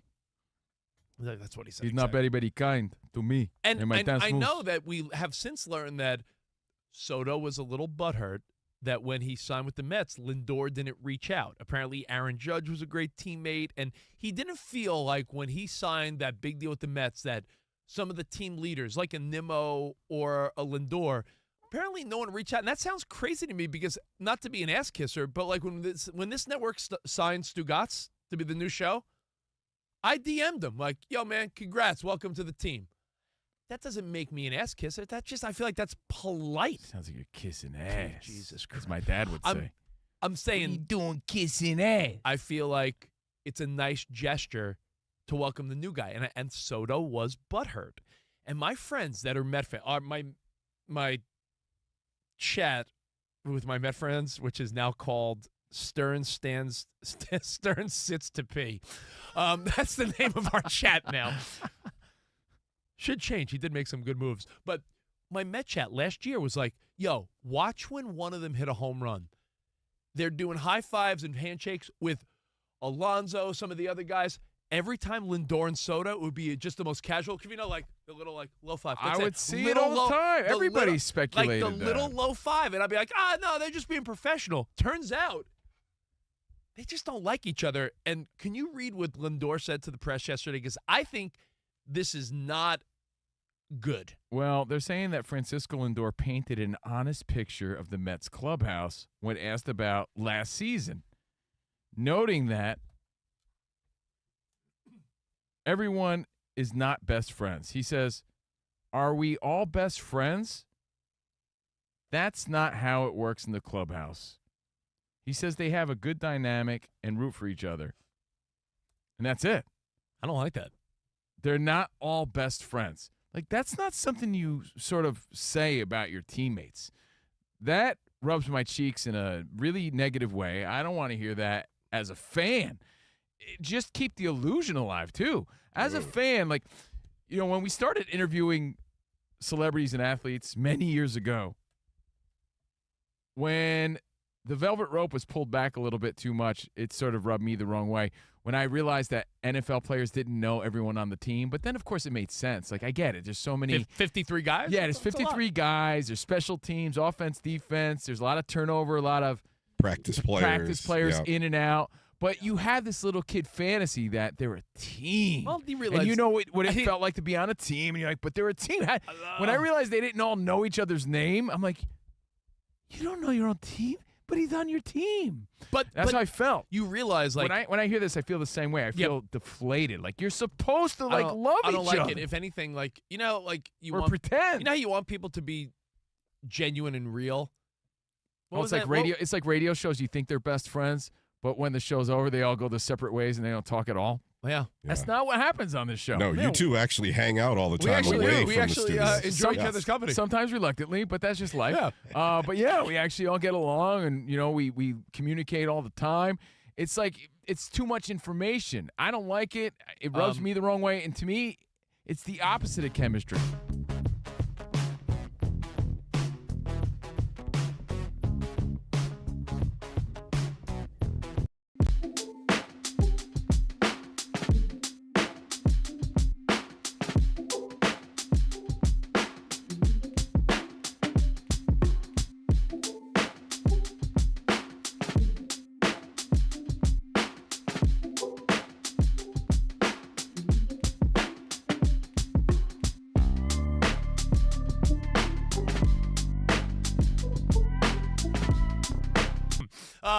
Covino Rich in for Dan Patrick. And by the way, I'll roll with the Beasties, though. What's up, Brooklyn? You could hear Bolton when you get back in your car after the show. Yeah, Rich was like, I don't get the story. I love Michael Bolton. That's weird. When I put on Sirius XM Love on my way home. Yeah. Covino and Rich live from the Fox Sports Radio studio after the show. The DP podcast and our stream goes up. Danny G super produces the best of. So if you miss anything, just search Covino, Covino, Covino and Rich, wherever you get your podcasts. And be sure to follow, rate, and review. 5 stars only, because anything less is uncivilized. Ooh. So catch the podcast, and better yet, we're streaming live as we speak, so you can watch what you hear now or in the future, anytime. Covino and Rich FSR, you see all of our interviews from Super Bowl, everybody from Emmitt Smith to Jackson Dart to Gary Vaynerchuk. We had lots of people stop by Super Bowl week. Interviews, our specials, our bonus podcast, Overpromised, which is one of the best things we do. Overpromised with Covino and Rich. Everything at Covino and Rich FSR. Even the live chat is popping right now. Covino and Rich FSR if you want to chop it up. I mean, everything this guy said. Way to go, Cove. Yeah. Let's go to the phones and say hello to you guys. What's up? Danny G, who do we got? Yeah, a couple of quick calls about Michael's. Nick in Cincy wants to weigh in. Yo, what's up, Nick? What up, boys? What's up? I got Michael Johnson, the Olympian sprinter. That dude was a monster. Yeah, but I Had don't the know. golden shoes. I mean, yeah, but I don't know. He's not in the category of Michael J. Fox, What Mike did he Tyson, say Michael about- Jordan. What did he like- say about Michael Johnson? No, not Michael's Johnson. Mike Johnson. Who else we got, Danny? Boise Bob wants to weigh in on Yo, this. Boise, what's up, man? Fellas, you got to get some stronger coffee. How are you going to do my boy Mike Myers like that? Come on. Mike Myers is more 90s, dude. He's more 90s. I Mike do love. Myers, though, legend. We never call him Michael Myers. Isn't that's too much like a serial killer? But we call him Mike Tyson, Michael We Jordan. don't call him Michael Let me Tyson. tell you. There's a difference. Yeah, right. I love me some Mike Myers, but I don't put him in that era. He's a little late 90s Yeah, to me. underrated. Mid to late 90s, right? Underrated Mike Myers? I think he is. I think every time we I don't talk know, about. Wayne's World. What year was Wayne's World? 90s. You have. There's no Mike Myers in the 80s. Like No. it's not. I mean, he was coming up through Canada. I think. Let me tell you, when people talk about, who's your favorite comedic guys, we always say the Sandman. We say Jim Carrey. We love to say Will Ferrell. We always leave Mike Myers out of the mix, yet all of his movies. 92, Wayne's hit. World. Yeah, that's why, Boise, I'm with you. I love Mike Myers, but we're talking if you were a kid of the 80s, it was Michael J. Fox, Mike Tyson, Michael Jackson, Michael Jordan, and Michael Caine. and Michael Caine. And the reason we bring this up, by the way, if you just joined us, you just got in your car. And Michael Bolton. Or you're on your lunch break, whatever you're doing right now. The reason we bring this up is because Lunch it's break? official. Hey, man, I don't know. Everyone's on a different schedule. Oh, and our London affiliate? Mike Tyson and Floyd Mayweather. Any other Floyds out there that you want to shout out? Uncle Floyd, rest in peace. Mike Tyson and Floyd Mayweather are fighting. It's official. Tentatively agreed upon for April 25th. It's the fight that we're all going to watch that nobody wanted to see. Well, let's look forward to that in April. You still got baseball, World Baseball Classic, NBA, which we'll talk about a little later. The All-Star numbers are back, and you know what? Got to give props where they're due. The ratings were way better than people thought. Ratings. Yeah. Gold, baby, gold, People yeah. like the competitive nature of the game, and like we said yesterday, it was an improvement. So we knew it was headed in the right direction. Our criticism on the game was it was a little confusing, and I'm going based on the buzz of social media. A lot of people were confused by it because they need calculators. Yeah, I guess. But you know what though? If you take the temperature of society solely on social media, everything sucks. Honestly, though, it's a quick Google search. Like, hey, how's this work again? Yeah, it really is. Round robin tournaments aren't that difficult to follow. It's not that hard to figure out. But I think people were at least excited that they're trying to do something different. It's a round robin, not a quadratic equation. Jesus. Yeah. All right. So I said last night I did something that is such a family home run touchdown, such a great date night. We took the kids out with another family we're friends with from baseball. Swinger action. Oh, wait, you took the kids too? Or hanging out with another family. Oh, okay. I don't know, man. You're kind of out there. I wouldn't be surprised. Listen to this guy. And we went for hibachi. Some people love to always correct me and say, it's teppanyaki. I know. Well, those guys deserve a kick in the scrotum. Yeah, I mean, because my whole life has been hibachi. Yeah, for all intents and purposes, hibachi, arirang. Give me another. What's the main one? Benihana. Benihana. Don't tell me you're a fan if you can't name more than two. Yeah, but I've never been to a Benihana. I think I've always gone to the other ones. Maybe There's one right down the street. Yamato. Let's go there. Okay. Something's fishy. There's a bunch of them here in the Valley. Let me tell you. We're live from the Valley. All Valley karate champions, Covino and Rich. People don't realize it's Johnny Lawrence, Daniel Larissa, and Steve Covino. Yeah, true story. You take the kids or a date night to hibachi. The only negative is that you leave that place smelling like ass. They have no ventilation. There's like 10 grills going at once. Whatever you wore that day immediately needs to go in the wash or the dry cleaner. You have to. It's funny you say that because I wasn't sure if that was ass or onion volcano I smelled. No, you smell like grilled meat? I had What's wrong with that? No, Sam's like, I like people that smell like grilled meat. I had a shower immediately when I got home, and then I showered again to wake up this morning. I laid in bed last night. I was like, my wife. I was like, your hair smells like hibachi. Does Rich smell like ass or fried rice? I can't tell. So my theory is that if you take a date or someone to hibachi and they don't have a fun time, they are the problem.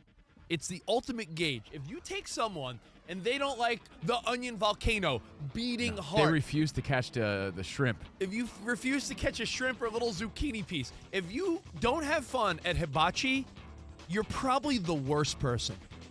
I'm just saying it now. It's the ultimate test. Oh, what are some other no fails? It's a good question. We'll take your feedback next. Those no fails a la hibachi. More CNR in for DP next.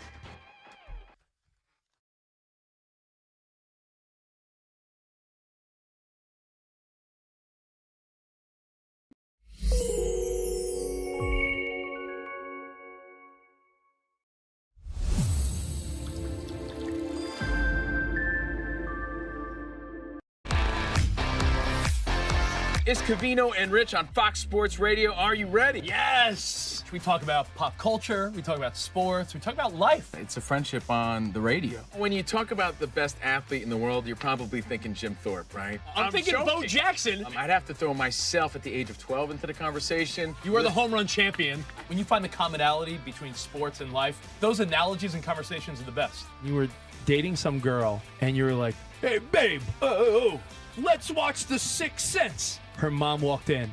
Can you believe he was dead the whole time? I wanted to get up. Well, slow down, Dana White. I don't want to say It's never boring. If the Chiefs win. Sorry, Patrick Mahomes here. What do you mean by if the Chiefs win?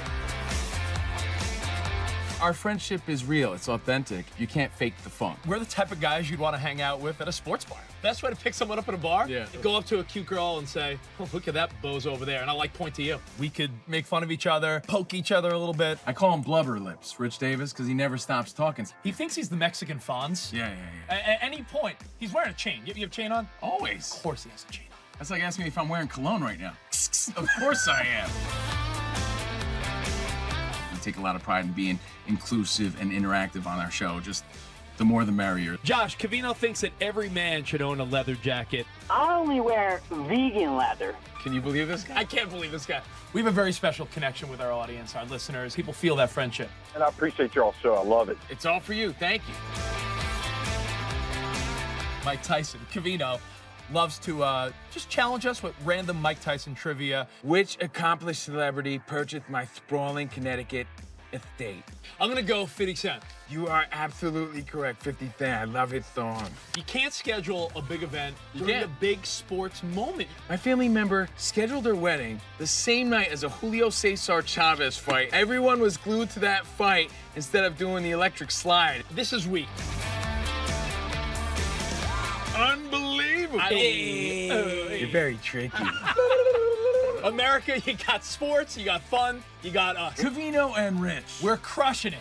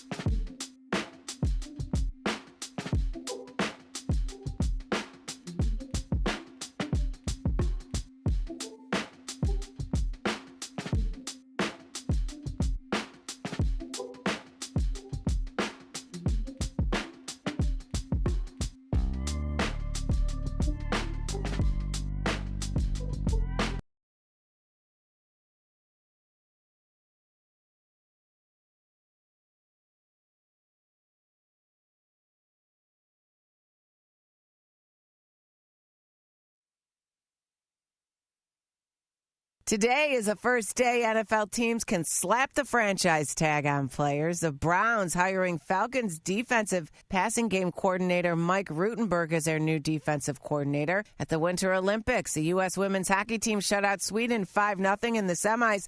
Will clash with rival Canada for the gold Thursday.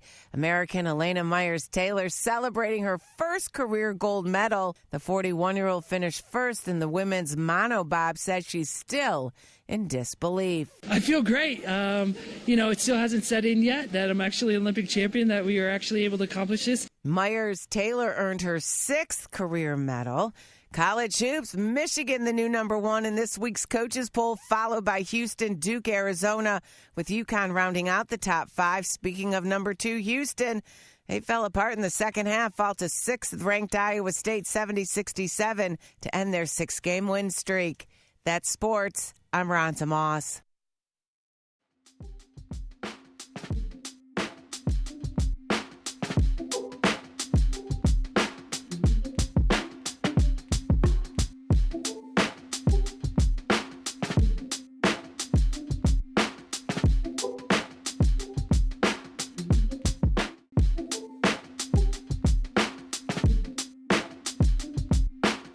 Decorated show in radio history, I think. America's most revered sports talk show. Respect the position that you have. But today, Dan Patrick and the 4 Danettes are not here.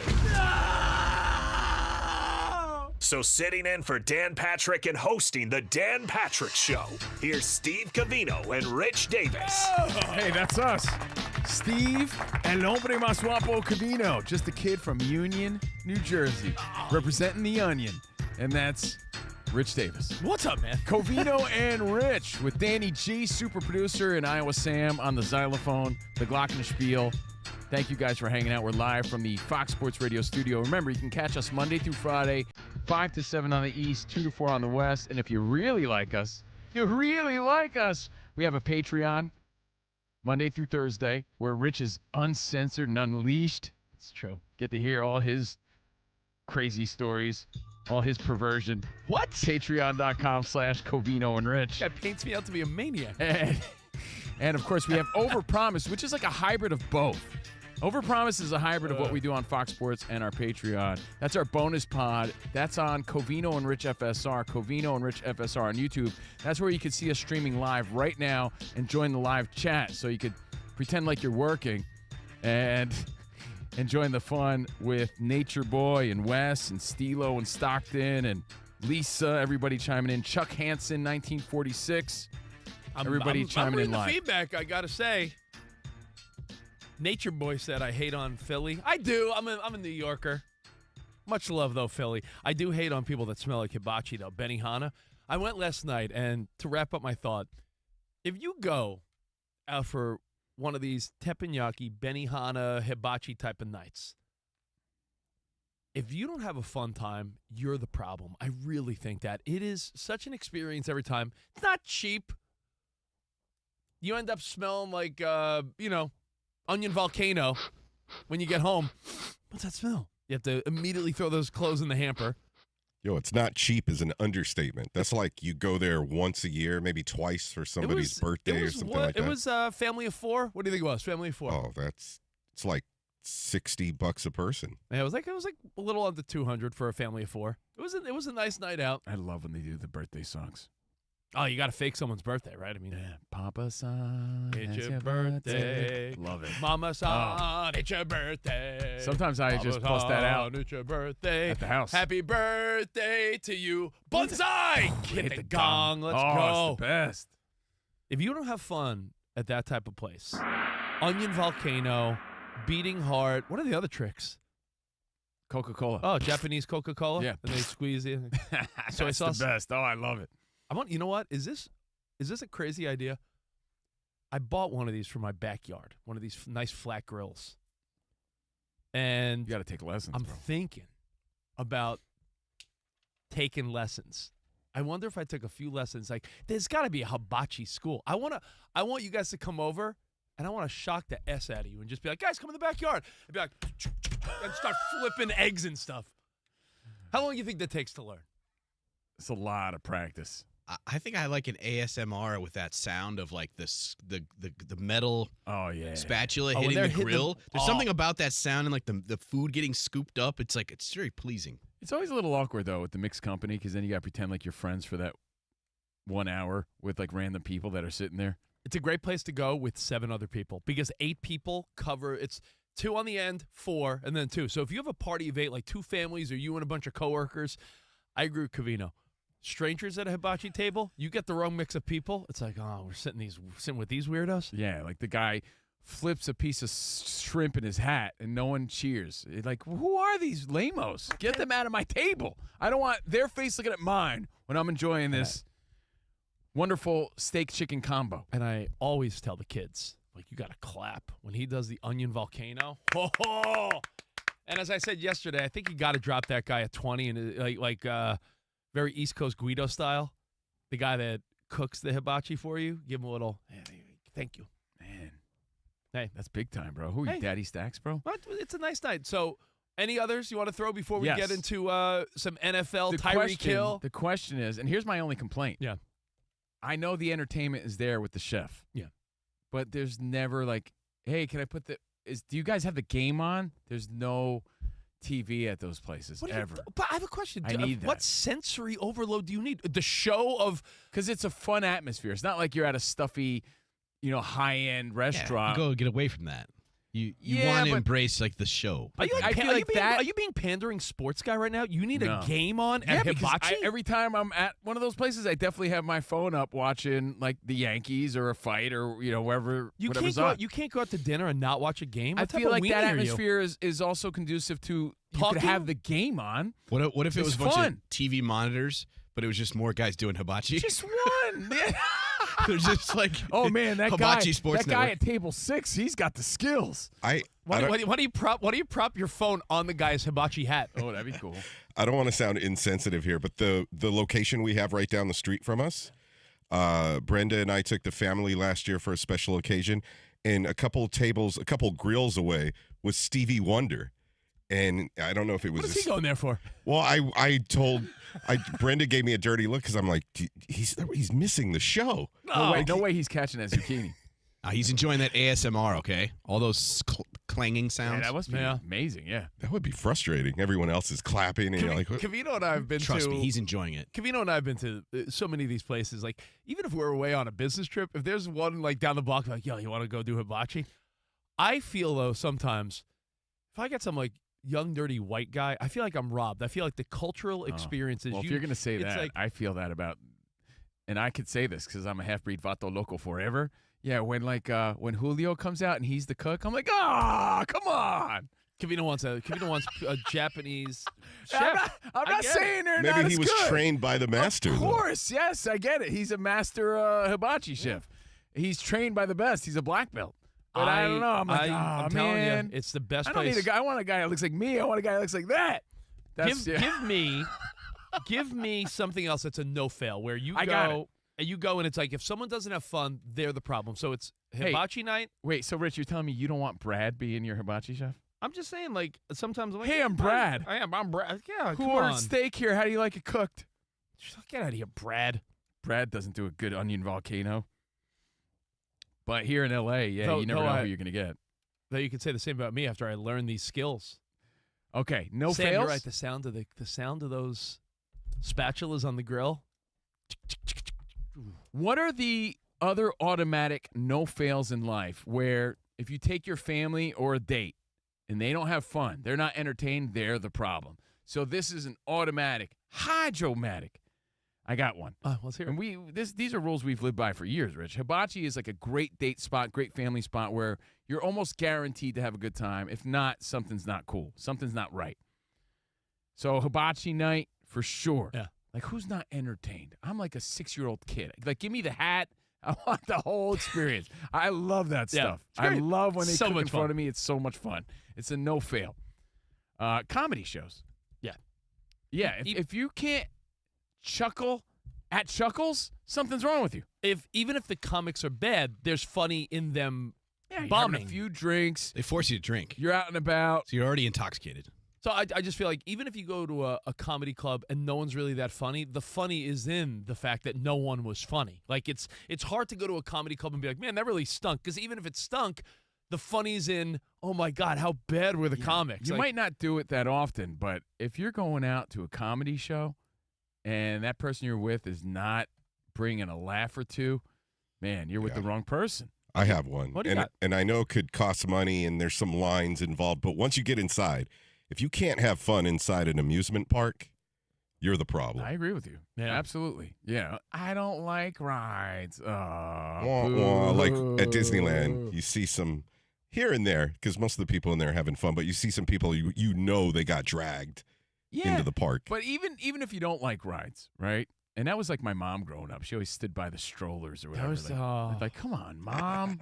Like if you're one of those, there's still something, right, that for you to do. Like at least enjoy the atmosphere, the parades, the food. What are those things called? Those pineapple things? A Dole what? Oh, the Dole Whip. Enjoy a Dole Whip. Stop complaining. Yeah, don't be a Dole Whip. Yeah, don't be a Dole Whip. Enjoy a Dole Whip. Enjoy a Dole Whip, like Sam said. So what are some other automatics, some other no-fails in life? I disagree with Chuck. Chuck hit us up and he goes, concerts. Because if you get dragged to a concert of a genre you don't like, I got dragged to like a hippie concert once where it was like a bunch of stoners and like a jam band. No, and like, Rich and I and I was together, like- we ended up we had to do it for work. We ended up at the Rothbury Music Festival. in Michigan. In Michigan, it was a bunch of stinky hippies. We're like, Stinky "Get hippies us out of with this these place." sticks where they were hitting something back and forth with I sticks. saw more hairy armpits that day than I ever signed up for. What do they call those? Like the Jekyll stick or something? Whatever it dude. was, I Called the wa- nerd stick. Yeah. Like, Hacky sacks and whatnot. yeah, Hit dude. you- I'm Honestly, gonna hit you with your own nerd so I stick. agree. Concerts are fun, but if it's a concert of a genre or people that are not your type But of look, people, it's still memorable. That was so many years Yeah, I ago. guess it We're was still fun. I talking guess about it. you're right. But, But yeah, like you need to vibe with the artists a little bit. Did they smell like Benihana, those people? No, they smell like musty. No, they smell like old weed and like incense. Like a college dorm room in patchouli 96 oil. like a 1998 college dorm room. Yeah, a little mix of patchouli oil and ass is what they smelled like. So yeah, what are the no fails? Give me Other any more. Let's see. no-fails. So comedy club, hibachi. All right, I have a question. And yes, this is a tie-in because I am thinking like, events, no failed dates, things like that. What out of all the 4 major sports or event, like which is the most fun for the casual date, non-fan, just trying to have a good time. Baseball. Is it baseball? I think so. Baseball Don't or you think, basketball? Rich? If you're courtside basketball, that's a statement, Well, bro. I think the sport I like the least is the most fun live. Basketball? Hockey. Oh, really? You stand by that? But because says you that. are not paying attention to what's going I go on. to one. Everybody says that. I go to one LA Kings game a year with my buddy Scott. He has tickets, and he brings me once a year. Thank you, Scott. And I'll go, and in that moment, I'm like, yeah, this is awesome. And then I go home, and I'm like, all right, I'm not really watching hockey, but I'll go once a year. And I think basketball's fun. And to be honest, the sports I like the least are the ones I have fun going in person. NFL's my number one. I think other than once a year, guys trip, going to an NFL game live, you miss so much that you don't see. Yeah, it's better on TV. Football's such a great television sport. You're just there for the atmosphere. You're there for the fun and hanging with your buds or your family, your kids or something. I think football live stinks. I wonder if there's I disagree with A lot that. of sitting around waiting for the action to start. Yeah, Yeah, if you football got good stinks. seats, Yeah, but it's always the even when you have factor. good seats, you're not seeing and football is such a great TV sport. Baseball, I love, Danny, but there are games. Let's say it's 8-1 Padres in the second inning, and you're there and you're a Dodgers fan. You're not aggravated. I don't know. Yeah, it's not baseball. I don't think it's baseball because I don't know. Really, Kids could get bored. Kids. A lot of first dates and a lot of young couples swear by Dodger game here in Los Angeles as a date night. I would say NBA, but going to a Lakers game, and Dodgers are catching up really quick here as far as prices go. Yeah. But, a lot of us were outpriced a long time ago when it came to the NBA. For the record, if you're new to Covino and Rich, we're huge baseball fans. So we love going to baseball games. I'm just saying, isn't an automatic where everybody's having a great time. I'm going to have a good time. I like baseball. Yeah, seventh inning stretch, the food there. You don't have to pay attention every minute. There's conversations going on between young couples. So I think baseball is a really good date night. Any other automatics? Is there anything? Do you feel like bowling? I do. Yeah, I thought of that. I think bowling is an automatic. You can't have fun. I said these are things. You're the problem. The question is, if you take your kids and family or a date to these places, if they don't have fun, they're the problem. Yes. Bowling, if you can't have fun bowling, especially now, these bowling alleys. When we would go, you had an overhead project. When we were kids, I'm saying, overhead projector. You're bowling next to some old guy named Bart smoking cigars. Right, it was horrible. The balls were terrible. You go there now, there's an arcade, there's a laser light show. Yeah. It's automatic scoring. They got those early 2000s digital little cartoons. Are you made a spare! Hooray! It's so much fun. How could you got not a turkey? By the way, if you want to add to the list, and the reason we bring this up is Rich went to Hibachi last night, and his only complaint is that he smells like ass. So. Are there other ones you want to add to the list? Let us know. My only complaint, you end up smelling a little bit when you leave. I'm trying to think of, you went the other day with your girlfriend. You guys went to a melting pot, some type of fondue place. Anything like that, or Korean barbecue or Japanese barbecue, it is fun because you get the sake going, you get the beer going. You just grill your own meats. You're around a table with friends. And that food itself, you leave feeling very satisfied, but not weighed down and bogged down. It's like meats, proteins, and vegetables. You know what's not fun though? It's perfect because there's someone here because we're in America and someone can explain to you what to do. Right? I was in Japan. I'm a world traveler. Look at this guy's Carmen Sandiego. Right, look at me, man. I'm fancy pants, Where right? in the world is I went to Steve Japan, Covino? And you don't know what's going on. So you're like. Yeah, I'm pointing I guess we'll have this, right? and that. They brought out all these things, and I'm like, you're like, all right, what do we do with it? There's a whole process, and you're sitting there looking around. God, no one wants to help you. It was I wish I could see you struggling in Japan. It was not an automatic fun time. In fact, I was with my girlfriend. It was miserable because we didn't know what to do. Do we boil these things? What do we pour first? What's the process here? What's happening? No one's willing to help you. What am I doing? Yeah, it was a nightmare. I'll throw actually. one more and then we'll move on. I want to talk some NFL.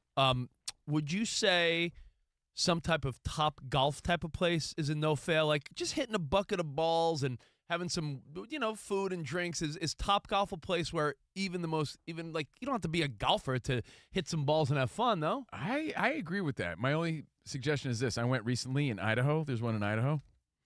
And my girlfriend's from Idaho. Golf found its way to Idaho, you say? Yeah, they have a Top Golf. But, dude, no one told me. No, you don't need a jacket. It's going to be nice and warm. I was freezing my ass off the whole time, dude. So that's Mr. Gilmore's jacket. yeah, dress warm. It's winter. But anyway, thank you guys. Add to the list everything at Covino and Rich at Fox Sports Radio. Yo. We're getting feedback on the live chat at Covino and Rich FSR on YouTube, and we're going to take your phone calls to move on. I knew I forgot one, so thank you to the feedback. What's up to Red Goose and Mercer Man and Wes and Chuck? And Nature Boy just said the one I was thinking of. Karaoke will reveal the true personality of a date. She may not be a good You're really singer. putting somebody on the spot. She though. may not be a good singer, but then if putting her on the spot, if she's like, "No, I won't do it," then you're like, "All right, then you're sort of on a date with someone that's not a stick in the mud, but yeah, but you get a guy like me, you take it way too serious. I think I'm like I think she's Chris Cornell. I should be the lead singer of Godsmack or something like that. And like, I take the fun out of it. Yeah, So I'm there's taking performance anxiety involved. Covino starts doing air guitar Twice. during the little interludes. I get out there and I'm like, and I wonder every day. I'm like, slow down there, American Idol. Yeah, like, Gets his own guitar out of his trunk. they're like, who's this guy think he is? Covino's like, am I going to Hollywood? Who do we got, Danny G, on the phone? Let's check in with Andres in Seattle. Andres, what's up, man? Hey, what's going on? Andres, you got to be pretty slick with a name like Andres. What's up? Hey. Why, was Colorado like it's real working slick? to my advantage. What's up, bud? So I just wanted to chime in on the adults napping in the afternoon. Oh, yeah. Yeah, so I wake up at 3 in the morning. So when you guys come in the afternoon, I'm already on my way home. So I take like an hour and a half nap before the family comes home. So that way I have the energy to deal with everything. Yeah, that's what happened to me yesterday Yeah. because this isn't our normal schedule. So we're up at 5 a.m. on the West. And by the time we finished our Patreon show and everything else, I passed out the second I got home. And I brought it up because that's not normally what happens. We're not complaining, just explaining. No, when we fill in for Dan, and I know most of the affiliates on the East Coast, but on the West Coast here, it's early. And when you're not used to it, it feels weird when, like, mid-afternoon, you're like, I think I want to sleep. I felt like a little schoolboy. Remember in kindergarten, you'd have a little mat you'd bring into class, and you'd fall asleep for a little bit? Yeah, That's how I felt. Covino brings it here. My little, what are they called, rag mats? Yeah, rag Like rug. grandma's rag rug? Last hour, we talked about the Tyson Mayweather fight. Yeah. Johnny in Minnesota wants to talk about that. Johnny, you watching this or what? Hey, no, I'm probably not going to be able to watch it, but I just want Mike Tyson to punch somebody in the face real hard. I think that's what we all He's not want. going to catch We him. wanted that with Jake Paul. We want that with Mayweather. I know what you're saying. You want him to take, like, all his energy into one ferocious, like, you want him to harness 1988 Mike Tyson in one punch. It just, Floyd Mayweather I just don't think it could happen. beat everybody he fought. 50-0. You think he's going to lose to a 59-year-old Mike Tyson? It's not happening. That would be pretty crazy. It's not happening. I did my best to catch him, but I couldn't. He Yeah. was too elusive. Yeah, well, you can catch a chicken, you can catch grease. No, it's not happening. All right. Your thoughts at Covino and Rich. Now, I do want to talk about Tyreek Hill. Without any true knowledge, and I say that with confidence, because, guys, I have no true knowledge of where he goes next. Neither do you. Neither does anyone, unless Adam Schefter's on the case already this morning, and he's got some Madam insight. Ruby. Yeah, unless I go see Madam Ruby with Pee Wee Herman. The Alamo. Unless you you think you know what you don't. What do you think is a good landing spot for Tyreek Hill? It seems like Miami's clearing house. Tyreek Hill's out. And you wonder, what team is short that one big receiver that can make all the difference? And I have not heard anyone say the team that I think. You think he goes back to the Chiefs? Well, that's one of the. That would be a good option. That's one of the speculations. People do that. Right? Teams do that a lot. Familiarity, bring him back. They know what he brings. Well, didn't they do that with Kareem Hunt as well? There's been a couple guys that have come and gone, right? I think I know where you're going to go with this, Rich, to go meet up with his old coach. He could meet up with his old coach. Yeah, who's now the OC for the Chargers. He could become a target, a very well-needed target for the Chargers. Come out here to sunny Southern California. You mentioned the Raiders already. The Raiders, when you have Brock Bowers, when you have Ashton Genty, when you know you're going to draft the hell out of linemen, Danny G. I feel like your whole draft and free agency should all be focused on line. You add a one like that, a Tyreek Hill, the Raiders all of a sudden look a little scary.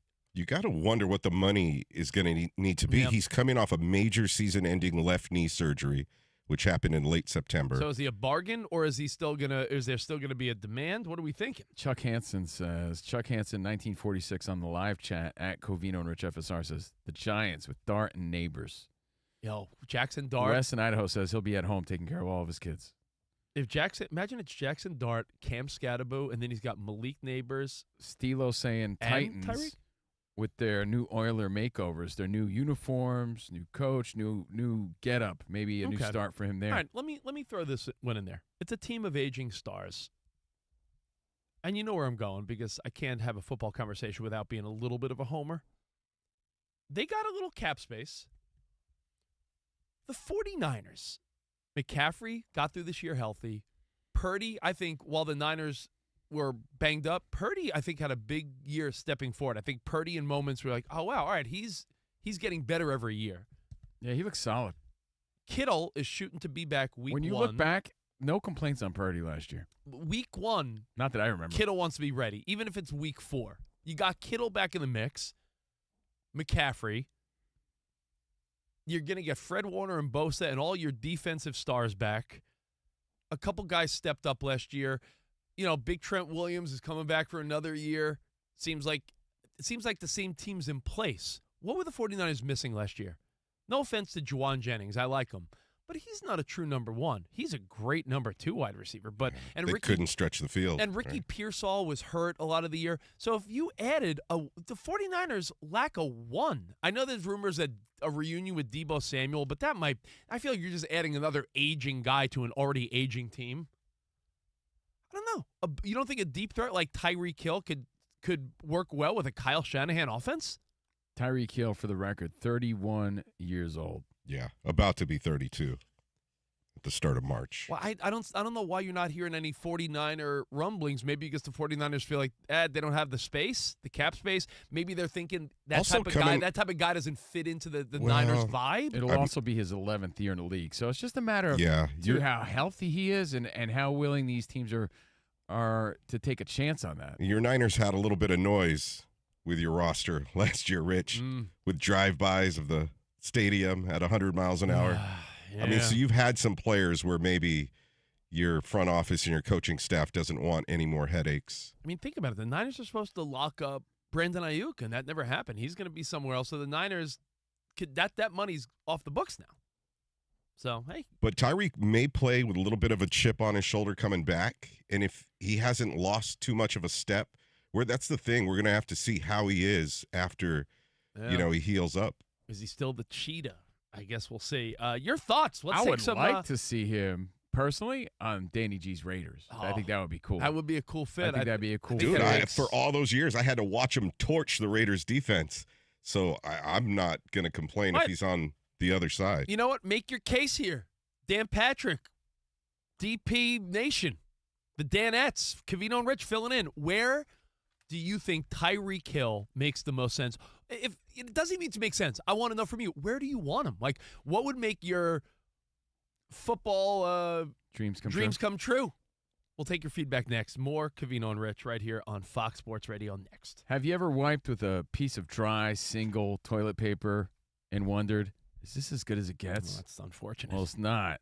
It gets a lot better thanks to Wet Extra Large cleaning power of Dude Wipes. And when we say extra large, we mean business.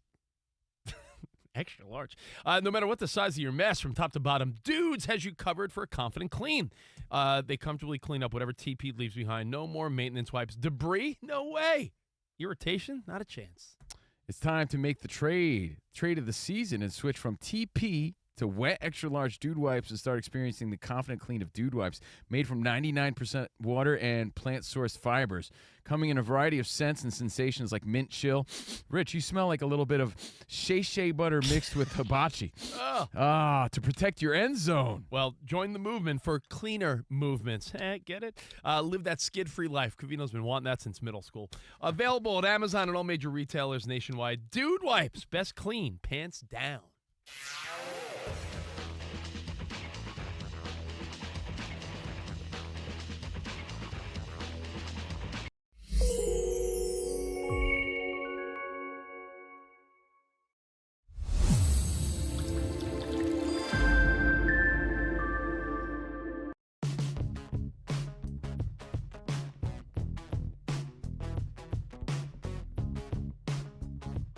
when Rich is the mascot, he really leans into it. He's doing the worm. He's doing like all your inhibitions are gone, basically. Because if I told you, Danny, get in front of a couple hundred people and start dancing, you might be like, I don't know. But if I said no one knows who you are, you have a costume on, you'd honestly be a little more free. I was Sam. You're like a wild guy. You're telling me if you had a costume on, you want to be acting all silly in front of the kids and stuff? Oh, I'd be completely uninhibited. Yeah. Uninhibited. So I'm thinking about this. Pittsburgh Steelers are now accepting applications to be the next Steely McBeam. Steely McBeam. Perfect costume for you, too. Look at the size of his head. What a mondo head. Rich doesn't even need the head. Rich is the head. Again, Steely McBeam. It'd be the first time ever they have to increase the size of the costume's head. We're going to have to make the head bigger. He's been the mascot since 2007. You've seen him before. He's got the big giant noggin. So let me ask you, and I he's a smiling, rugged steel worker. I know everyone has a different budget, and I know everyone lives within a different set of means. I'm not being unrealistic. I'm not saying everyone out there is making $1 million, and but I'm also not thinking that everyone's making $20,000. Let me ask you this question for real. 17-game schedule, throw in a preseason or so, and a couple local events, right? Let's say this guy has to make 10 appearances. Okay. 10 appearances as Steely McBeam, the Steelers mascot. The NBA, the Major League Baseball. Yeah, it says you must be NBA available. mascots are required to do a lot more. Okay, but I'm just saying NBA mascots. Yeah, Richard says you got to be tricks. available for every home Steelers game. All right, and MLB, you got Mr. Met, the Philly Fanatic, but that's 80-something home games, and I know it's probably a rotation of people. But if it's one person,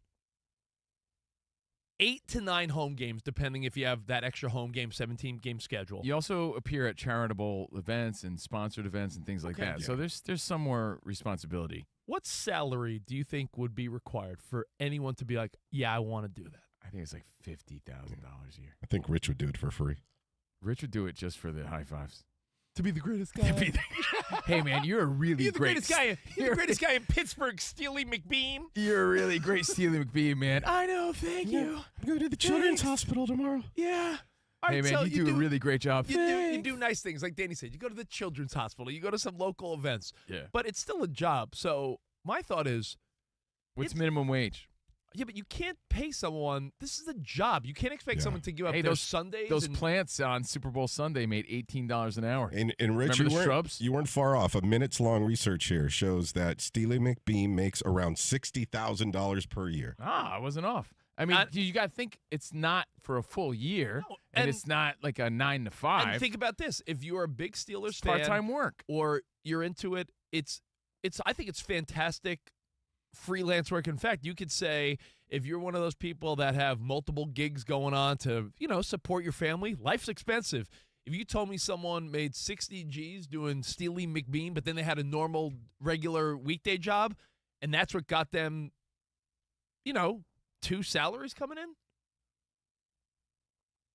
I think it's got to be at least, like you said, 50 or 60 grand. Because if you tell me like, oh, they pay him like $500 a Sunday, not worth it. Are you giving up every Sunday for the football season in a sweaty costume, doing all that for? No, man, I couldn't do it. That's why I'm hating on it. Job description. It says the team. This is according to Google. The team regularly seeks enthusiastic performers between 5'11" and 6'1" for the role. Oh, you can't do it. Sorry. I'm 5'10" and 3/4. I hope they make an exception for this Vato Loco. Yeah. Also says it requires a basic understanding of football. Oh, so let's see. A lot of people we see in the comments that don't understand. Oh, like you can't. Not that. This is certainly not sounding sexist. Maybe it is. You ever see like the cheerleaders who inappropriately cheer at the wrong time? Like their team just gave up like a pick six, and the girl's like, yeah, go team. And it's like, you just have to pick six. Like, chill out. Like, you got to know the game. Offense, put the ball in the end zone. Defense, keep the ball out of the end zone. All right, so Steely McBeam, good luck. If you live in the Pittsburgh area, if you're one of the Danettes that lives in the Pittsburgh area, maybe you get that Sunday side hustle, put $60,000 extra in your family's wallet.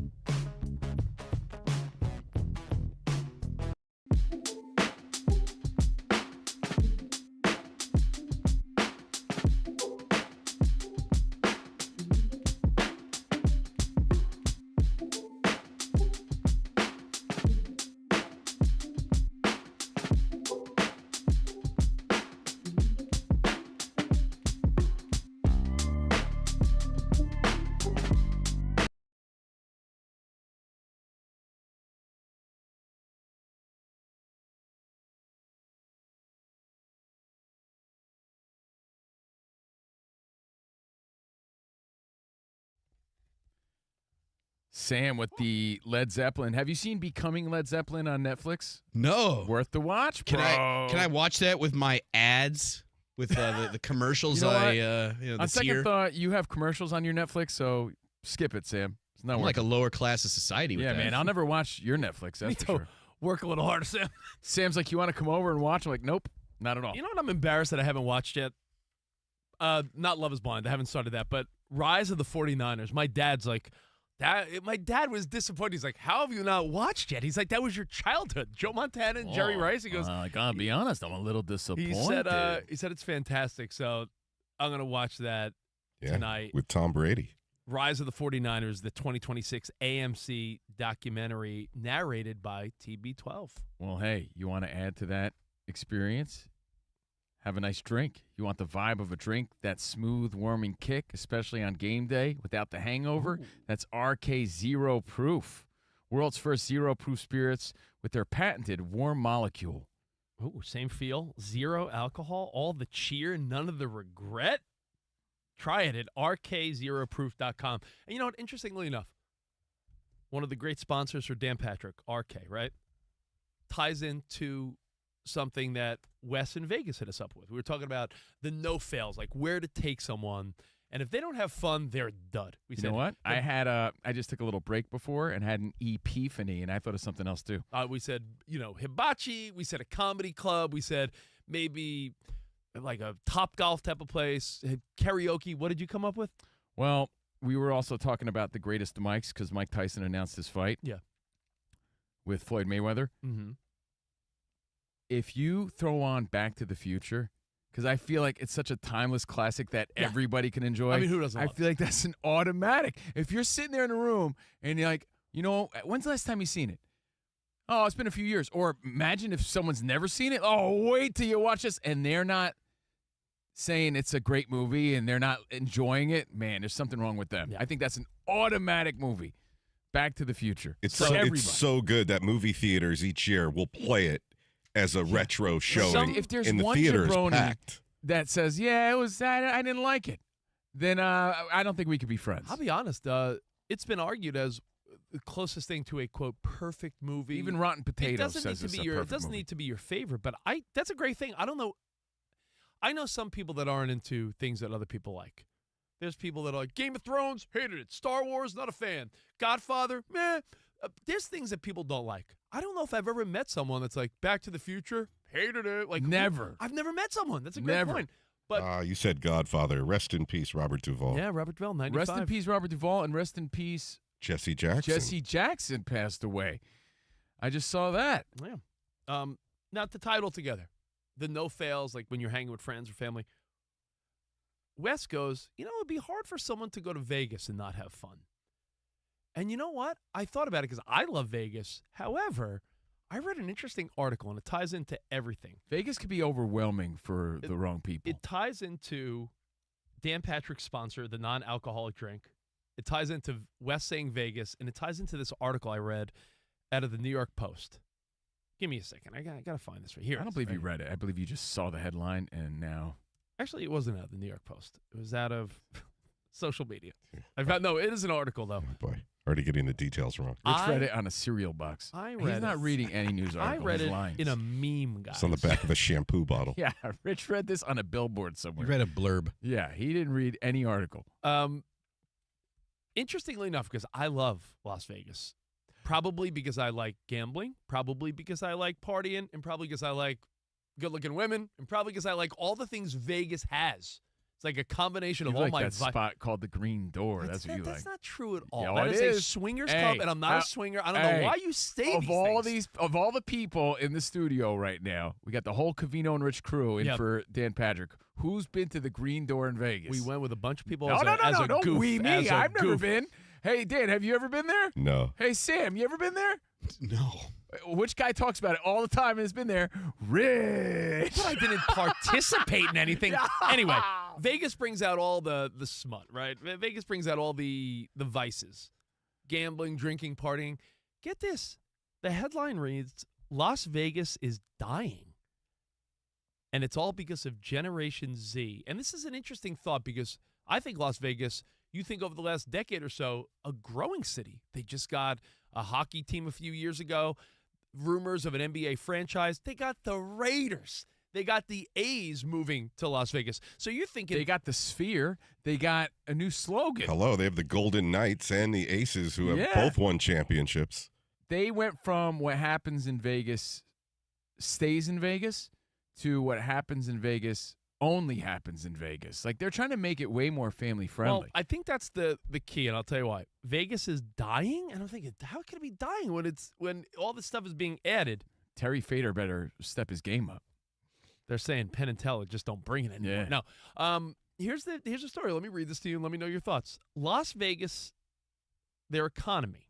Las Vegas's economy runs on parties, gambling, bottle service, social media photo shoots, and that overall social vibe. For decades, this formula has shaped Sin City into an iconic destination that it is. But society is changing fast. Enter Generation Z, the younger kids, the 20-somethings, the college kids, the youngsters. I thought they were the weenials. The teens that are turning into their 20s, right? This generation prioritizes healthy eating, fitness, and when it comes to traveling, they want to do it on a low budget, but like out of the country. Like they rather backpack in like Slovenia or something. And they want their parents to still pay for it. And they want their parents to pay. Yeah, they're also broke.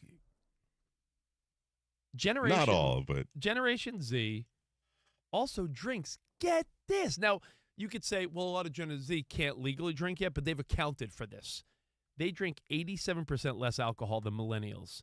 Though you might say, well, they're not legal drinking age. They've accounted that into it. And they're saying that the idea of getting trashed and drinking and partying to a younger kid isn't appealing. They view it, get this, as irresponsible. Well, I can't hate on them for being better than the previous generations as far as health. The smartphone has replaced the lure of something like the Las Vegas Strip. Scrolling dominates everyday life. People still gamble, but now they do so on apps and from the leisure, or you might say leisure, of your own home. You notice, too, everybody wants like a nice weed drink or like some sort of kids are taking edibles. Mocktail. Can I have a mocktail? Yeah, please? you know what's more popular than alcohol? As not more popular, but a growing trend. It's the mocktail rage. Less people are drinking and getting to get drunk. More people are having weed-based, cannabis-based drinks and mocktails. No alcohol. You go to a restaurant now. You go to a fancy restaurant. I'm fascinated. That's what they call California sober out here on the west side. I'm fascinated by how many nice restaurants now on their sweet cocktail menu with like $20 drinks, they now, a lot of them have a mocktail section where it's like, yeah, these are fancy drinks with no alcohol. People are sort of off the booze. So they're saying it's very tough for casinos, maybe the city of Las Vegas with the sports franchises and the shows. And you know what else is probably taking part or causing this? There's a lot less younger people getting married. And if they are, they're probably like weenie guys who don't want to have like crazy bachelor parties in Vegas. They're saying very hard for casinos to convert visitors in a younger demo. We have a son who is just out of college, and the reason he and his friends complain about going there, because I know he's gone with his boys a couple of times, they don't like all the parking fees because they drive there from Southern California. Yep.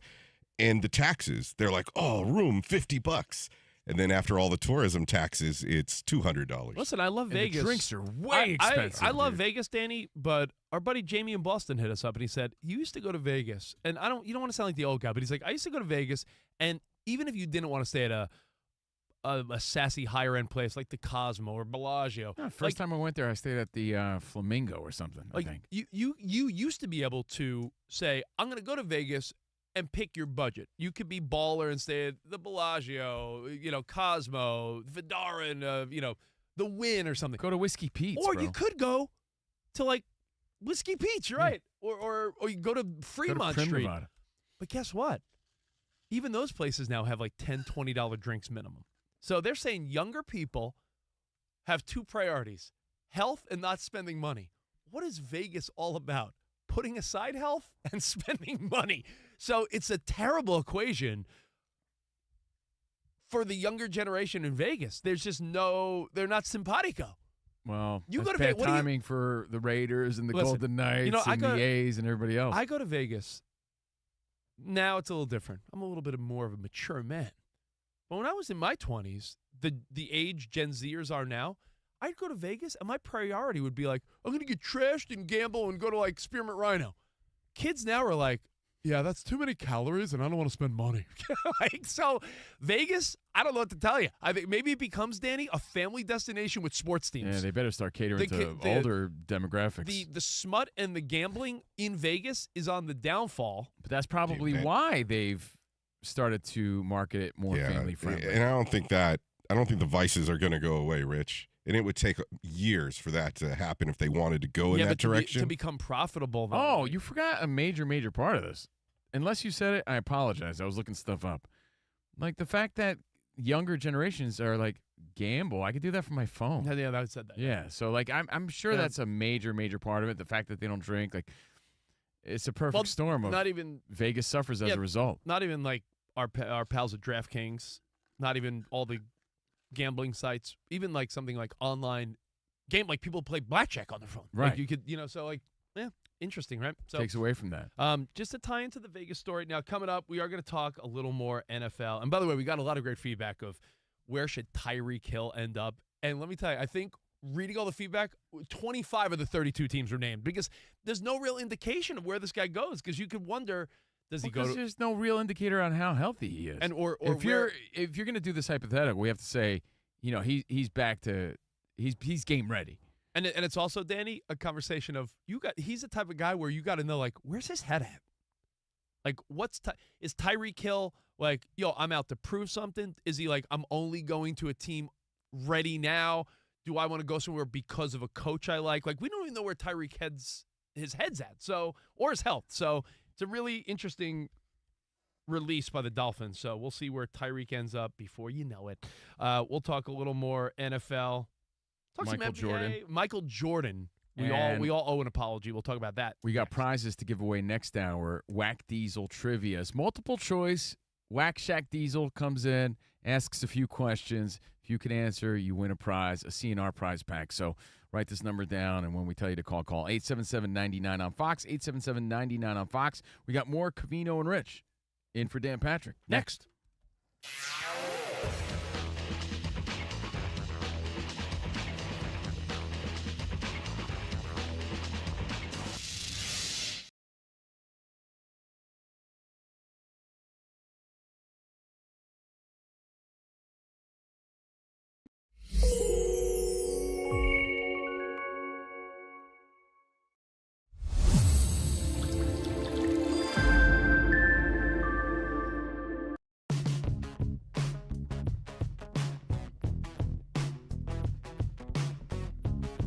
Seemed to be more action-packed than the NBA All-Star Weekend. Can I tell you what I saw as a guy that only saw the highlights and flipping around on my phone? Because, again, I was living the dad life this weekend, and NBA All-Star Weekend. That's not an excuse. Everybody's living their life. I had it on, too. So no need to over-explain. I could not focus on that for more than 3 minutes at a time. No, but I'm saying it was like priority number 58 for me on my list. Yeah, but I had it on the whole time, Rich, and I tell you, I was trying. You know what it felt like? Trying to get to the end of Stranger Things. Like I got it on, but I'm not focused. I got it on, and sweeping is more exciting. Wiping down my counters, cleaning up the house Covino was more exciting to me. Was than, like round robin. That's too much math. Well, you know what, Danny G, to be round fair. robin, Covino's like, time to clean the baseboards. Yeah, when you just Crown Molding's got a little I started clearing out my inbox on my email. Because that was more interesting than the All-Star. Or, let me rephrase. It was able to capture my attention more. I just needed more distraction. And, of course, we have the attention spans of goldfish in today's world. I get that. And I will say, and I'm not just saying this, but the NBA, it was more competitive. But it was confusing, and it was, I don't know, I wasn't really buying into it, Danny G. You got to throw things against the wall to see what works, yeah, right? and I commend that. So I don't want to come off too harsh, but Rich, I tried to pay attention, and I had it on the entire weekend. I had it on. I just could not get into it, dude. All right, we're gonna play a game called Rich Hardly Watched. Here's my observations. Tell me if I'm right. I saw Jackson Hayes do a dunk, and I was like, all right, is that like a warm-up or something? And Danny said, no. Everybody thought that. And in fact, that was the sentiment. Like, did he realize that it had started? You know? Yeah. It's like, we're on the air? If it wasn't, hey! If it wasn't for Carter Bryant of the Spurs, that dunk competition would have really stunk. But, Danny, am I wrong by saying he ran out of time? Yeah. He didn't get his last dunk in, so he lost by default. Your winner was Keyshawn. With the goofiest dance moves the whole dancing. time. Dude, it didn't help the situation. It made it feel really lame. And the overall sentiment, and again, you could chime in and defend it. Maybe it's a younger guys thing. Maybe we're not relating to the young dudes and we sound like old guys. Keep in mind, we're the youngest in the game here on Fox Sports Radio. It just felt like something we grew up with, which was so awesome, just isn't that anymore.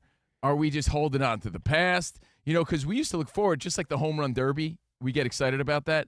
We used to get excited about the dunk contest. It's not the same, dude. And there's showmanship involved. Like, you want the participants to, like, hype the crowd up and get everybody into it. But he was forcing those dance moves. And at one point, my wife Brenda said, he's too tall to be doing the Dougie. He looked so awkward. The guy's twerking. He's doing like a little nanny poof poof sort of like, I just did it was like so corny, dude. It was like, especially after he couldn't get the dunk he wanted in, and it took like 4 tries, and then he busted and hit the dance move hard, and we're like, bro, we knew what dunk was coming that whole time. You know what it is, like, Danny G? We were so spurled, as old people say. We were so spurled. We were so spoiled as kids, and we would see Vince Carter, and there was side by. It's funny you say Vince Carter. There were side by sides all day yesterday of Vince Carter's dunk and Jackson Hayes' dunk. That's what I mean. So when you grow up with that level of excitement, right, and it was such a big deal, and all the big stars we grew up with were there, and then you see what's going on today, it's like, am I missing something? I don't blame the big stars for not wanting to do it because look at us. We're just a bunch of critics, a bunch of dudes that can't slam dunk in any capacity. Hey, but hold on. Bottom of the net. I can hit bottom of the net. I know. Covino's jumping up. But Rich, I'll push back a little bit on that, Rich. I feel like people were wanting it to be good. Yeah. It's one of those things where you remember how good some of those dunk contests were, and you want it to go there again. Yeah, I'm just saying, athleticism, if athleticism didn't get worse, if anything, it got better. I just think the star players, maybe it's ego, they don't want to lose. No one wants to put themselves out there. The same way Covino doesn't want to do karaoke or something unless he really wants to do it, because putting yourself out there, you leave yourself vulnerable. And I feel like a lot of these stars are like, what am I going to do? The slam dunk contest? Then if I don't win, I'm the guy that lost the slam dunk contest? For what?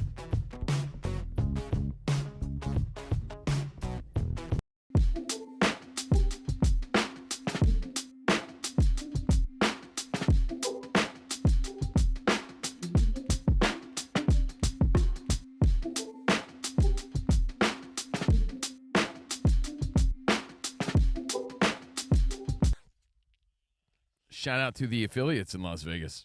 Yeah. Shout out to all the affiliates. Hey, if you like what you hear, how about you add Covino and Rich? We'll come and broadcast in your city. Let's do it. That's what I'm saying. What's I up, want a Sammy? nice free trip to a nice different city. What up, Sam? Yeah, thank you. So I'm playing a little Elvis right now, and there's I don't know if you guys are Elvis fans. I'm more of an Elvis fan, the Mexican Elvis. You know, Covino had Elvis is Elvis pretty cool. marry him in Vegas. No, I did have Elvis marry me in Vegas. There's this It didn't work out. Big surprise. Shock. There's this new movie or documentary coming out. It's called Epic, Elvis Presley in Concert. It looks really good. Really? So if you're an Elvis fan, I consider myself an Elvis fan. It's just coming out. Elvis Presley in Concert, Epic. So you know check what, it out. Sam? I want to correct Rich because he always paints a wrong visual to make me look more dumb, and that's fine. Feel free to, imagine Elvis marrying me. He got married by Elvis. No, that's not true. It's a true story. Elvis was there, but he didn't marry me, right? He didn't officiate the wedding? Okay. He didn't officiate. He got He was married. married to you. You got married at like a little chapel in Las Vegas on but a whim. he didn't do the ceremony. I now pronounce you husband and wife. So, it's inaccurate. I'm just making that clear. That's all. Well, I mean, it's not much better. Oh, but like you say accurate stuff about me all the time. all the time. Okay. That dude, every day. Hey, we're Covino and Rich in for Dan Patrick. It's an honor. And we're live from the Fox Sports Radio studio here in Los Angeles. Is there a the mean picture? streets Is there, of LA, is there Vato a Loco. picture of you and your ex-wife with Elvis? Yes, but he didn't marry us. That's not true. That's not true. I do. Yeah, I do. He was just there, and he was singing and stuff. Wise men say You shouldn't go through with this. I know. If you like us, we appreciate it. Shout out to the affiliates again and everyone listening. Look at you kissing ass to Covino affiliates. and Rich. But we want you to stream our podcast. Search Covino and Rich wherever you get your podcast and follow, rate, and review. 5 stars, Covino and Rich, and we're streaming live as we speak on YouTube. Covino and Rich FSR. Today we celebrate the birthday of one of the most legendary athletes of all time, definitely of our lifetime. Michael Jordan celebrates a birthday today. And I had a thought about it. Like, there's some days where, like, you get your little news alert. Covino and I do our little research for the shows, and you see these little, like, oh, what celebrity's got a birthday today? There's like 50 celebrities that celebrate a birthday today, and other days there's nobody. So I wanted you to put some of these celebrities in the order of their impact in your mind. Well, Michael Jordan has to be number one, but he's 63 years old, for those of you keeping score at home. I want to do this next. I want you to do a quick little Covino power ranking of these celebritas. But I do think we owe Michael Jordan a big apology. Yesterday, there was this narrative on social media that he was being weird or creepy, and we were the first to be like, yo, context is everything. There was video where it looked like he was grabbing at the back of a kid's pants or shirt. Tyler Reddick's kid. Tyler Reddick's Well, they were kid. celebrating the big victory, the Daytona 500. He was the big winner over the weekend. His team won. And in celebration, you see him doing something, let's just say, interesting with a little boy. And unfortunately, that becomes a side when you story. say little boy, it sounds weird. How do you his describe his best friend's kid. It is a little boy, and he was doing something interesting. I could have did it more down the middle. I'm just explaining. But it turns out context matters. It wasn't a big deal. And, I'll explain why context matters next.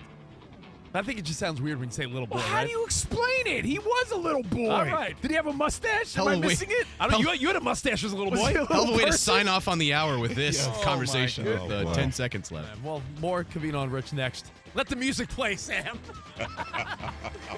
In for DP.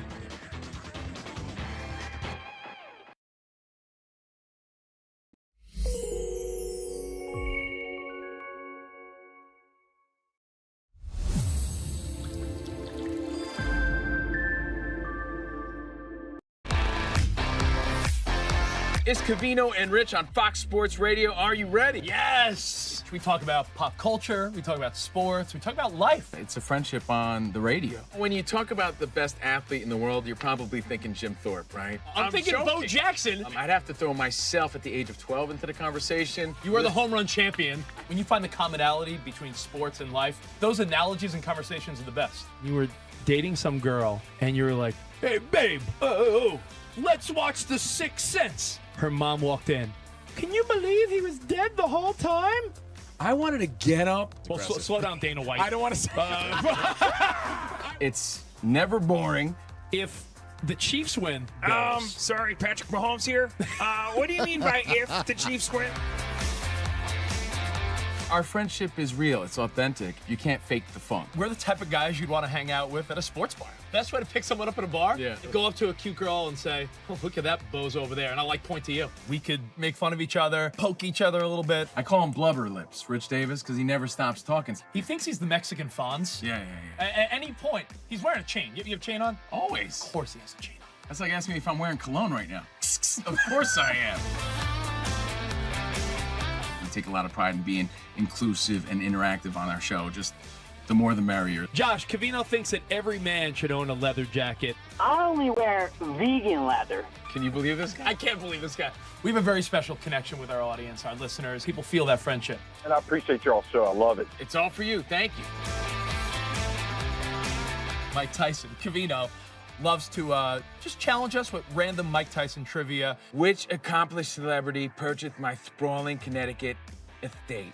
I'm going to go 50 Cent. You are absolutely correct, 50 Cent. I love his song. You can't schedule a big event during a big sports moment. My family member scheduled their wedding the same night as a Julio Cesar Chavez fight. Everyone was glued to that fight instead of doing the electric slide. This is weak.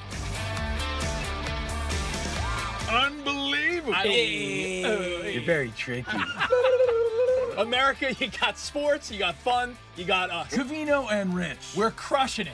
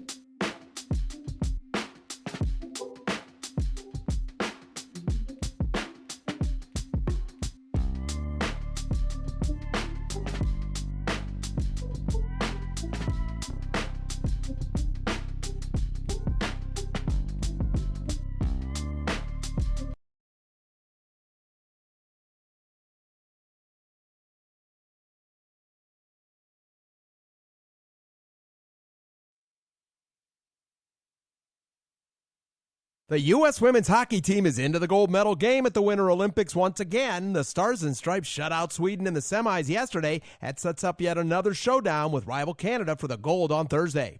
Meantime, American Alana Miles-Taylor became the oldest woman to ever win a gold medal at the Winter Games when she finished first in the monobomb. It took so many people to help me to get here, and I was happy to even get to the starting line, let alone walk away Olympic champion. Myers-Taylor is now tied with Bonnie Blair for the most medals by an American woman with 6. Figure skating will resume in Milan today with the women's short program.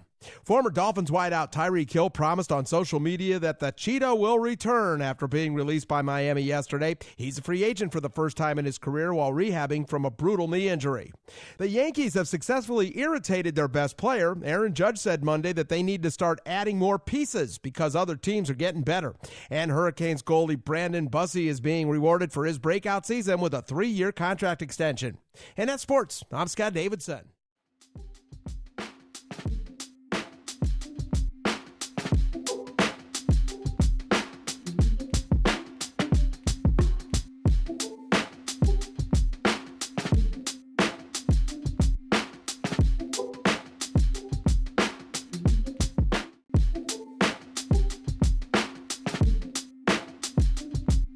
Patrick Show. We are the most unathletically decorated show in radio history, I think. America's most revered sports talk show. Respect the position that you have. But today, Dan Patrick and the 4 Danettes are not here. So sitting in for Dan Patrick and hosting the Dan Patrick Show, here's Steve Covino and Rich Davis. Oh, yeah. Last hour. Day 2 of the Dan Patrick hat trick. Hope you had a happy President's Day yesterday. It's good to be here in for DP. Covino and Rich, Monday through Friday, 5 to 7 on the east, 2 to 4 out here on the west side. Did you do your annual President's Day tradition where you just enter the bedroom with only a top hat on and see what the girlfriend says? Of course, yes. Yeah. I mean, I was a little sleepy when I did it, but yes. So, welcome to the showgram. Covino and Rich, the world famous at Covino and Rich, at Steve Covino, at Rich Davis.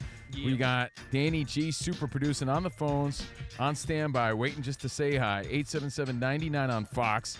He'll be taking your phone calls for Shaq Diesel Trivia. We're giving away prizes, multiple choice questions. We do that every Tuesday. And Iowa Sam on the Glockenspiel Cypress Hill style. YouTube.com/@Covino and Rich FSR. You can see us live right now. YouTube.com/@Covino and Rich FSR. You could also talk smack with Warren Rambo and Bob and who else is here right now? Wes and Daniel and After Show But Later and Mercer Man. A lot of people chiming in live on YouTube as we speak. So I'm Steve Covino. That is Rich Davis. And again, we appreciate you hanging out with us. It's Michael Jordan's birthday. 63 years old. Wow. And before we play our games and wrap up this show, we want to say that Mike, I call him Mike. Mike Jordan. Mike. Was a guy, I said this earlier. Well, you want to be like Mike, right? He transcended not only the game, but he transcended alliance to any team. If you grew up on the East Coast, you're a Knicks fan, you were still a Michael Jordan fan. Until they played the Knicks, and then you were like, well, F yeah, him. Of course, but you were still rocking the Jordans. You still had his poster. You probably had his video games. Remember, it was wasn't it Jordan versus Bird? Wasn't that a Nintendo game? I never felt like that was the rivalry that made sense. Yeah, it was a weird matchup, but yeah, Michael Jordan. You were a Jordan fan because you're a fan of greatness. Yeah, one of those few guys that you don't need to be a fan of the team. There's only a few of those throughout the years. Griffey Jr., Bo Jackson, Steph Curry.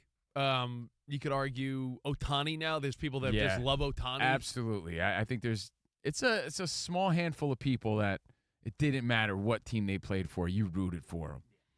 And Michael Jordan is probably the league leader of that. 63 years old today. And we bring that up because he had a great weekend. Yeah.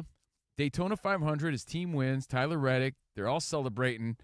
And the story is, I'd like you to explain the story without, because that's all I was doing before, which was like, oh, you're making it sound perverted. Or I was describing what the story was. Because she said little boy.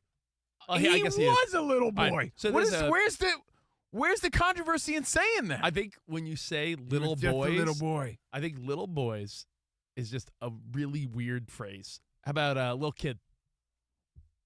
What is the difference, you bonehead? Oh, Michael Jordan got some weird social media backlash because Reddick's kid, they're celebrating. It's rainy. There's Gatorade being poured. People are partying and celebrating. A lot of woohoos. It looks like. It does look weird. Like, what is Michael Jordan? What is he doing? It looks right. Like, that's what I said. It looked interesting. It looked interesting because it was like is he grabbing at the kid's butt? Is he grabbing at the kid's leg? What is doing? At first glance, it's one of those weird illusions. Like, if you think in your head, he's grabbing little cheeks right now. That's what you see. But if you think in your head, no, he's shaking the rain off the kid, the champagne off the kid's shirt or whatever. And that's exactly what we said early yesterday morning. We said he was trying to get the water off the kid. And it's actually there's an update. It's like what you remember that clip from like a decade ago? Green Needle. Brainstorm. Whatever you wanted to hear, you heard. It's like, what color is the dress? Whatever you want to hear. Green Needle. You never heard that, Sam? What are the two things? Green and needle? There was a weird little like I didn't contraption, right? And the guy would play it and you hear brainstorm. But if you think green needle, you hear green needle. You've never heard this? Green needle. Hold on. No, I didn't hear Danny that. G, Yeah. I'm being serious. Can you try to pull it up on the computer? Green needle or brainstorm? I know the dress thing. Is it gold or is it blue? I know. So my point in bringing that up is it's one of those adventure games. Like whatever you choose to see is kind of what you see. And predisposed. For all the people that made some comment on social media that Michael Jordan did something creepy, Michael Jordan deserves a little I'm sorry from you because he's close to the family, and now it appears as though the kid had ice down the back of his shirt. Right? The kid got ice in his shirt, and Michael Jordan's trying to like help the kid get the ice out of his shirt, and then the ice is dripping, of course, down his back and honestly, leg. The movement of what's going on, the ice really explains what's going on a lot more to me because it looks like he's trying to shake ice off the kid. Or out of the back of his shirt. And that makes a lot more sense to me. And you're like, oh, yeah. And for the record, all we did was speculate yesterday, and we explained, too, it's a shame that you can't, be nice to a little kid without people questioning your intentions. Yeah, we were saying how anyone that made it seem like it was something creepy, that's you projecting. That's you projecting your own weird creepiness. Because the reality is, if you got little kids in your life, nephews, nieces, your own kids, you look at that and you're like, yeah, what is he doing? He's horsing around, or what is he getting ice off the kid? It's sad because not everyone's a creepo, and here he is, real close to the family, having fun with the kid, and there was speculation. The fact that TMZ reported this, they should be embarrassed of themselves. Embarrassing. So the update is not only shaking I don't know, rain or champagne or water or Ice. whatever. It's ice, and that makes Yeah. a lot more sense when you look at it. And it's a shame that he even has to sort of defend what's going on, even though he hasn't commented. But people it's, are explaining. and he'll never comment because Right. he doesn't have to. But it's sad that people lean creepy. Like, where's your head that you think that's creepy? So on Michael Jordan's birthday, for all the joy he brought you and kids all over the world, I'd like to be like Mike. If you thought that even a little bit, yeah, I mean, I'm sure you have the kids' great intentions in mind, and that's nice and all. But some of us owe Michael Jordan an apology. I think so.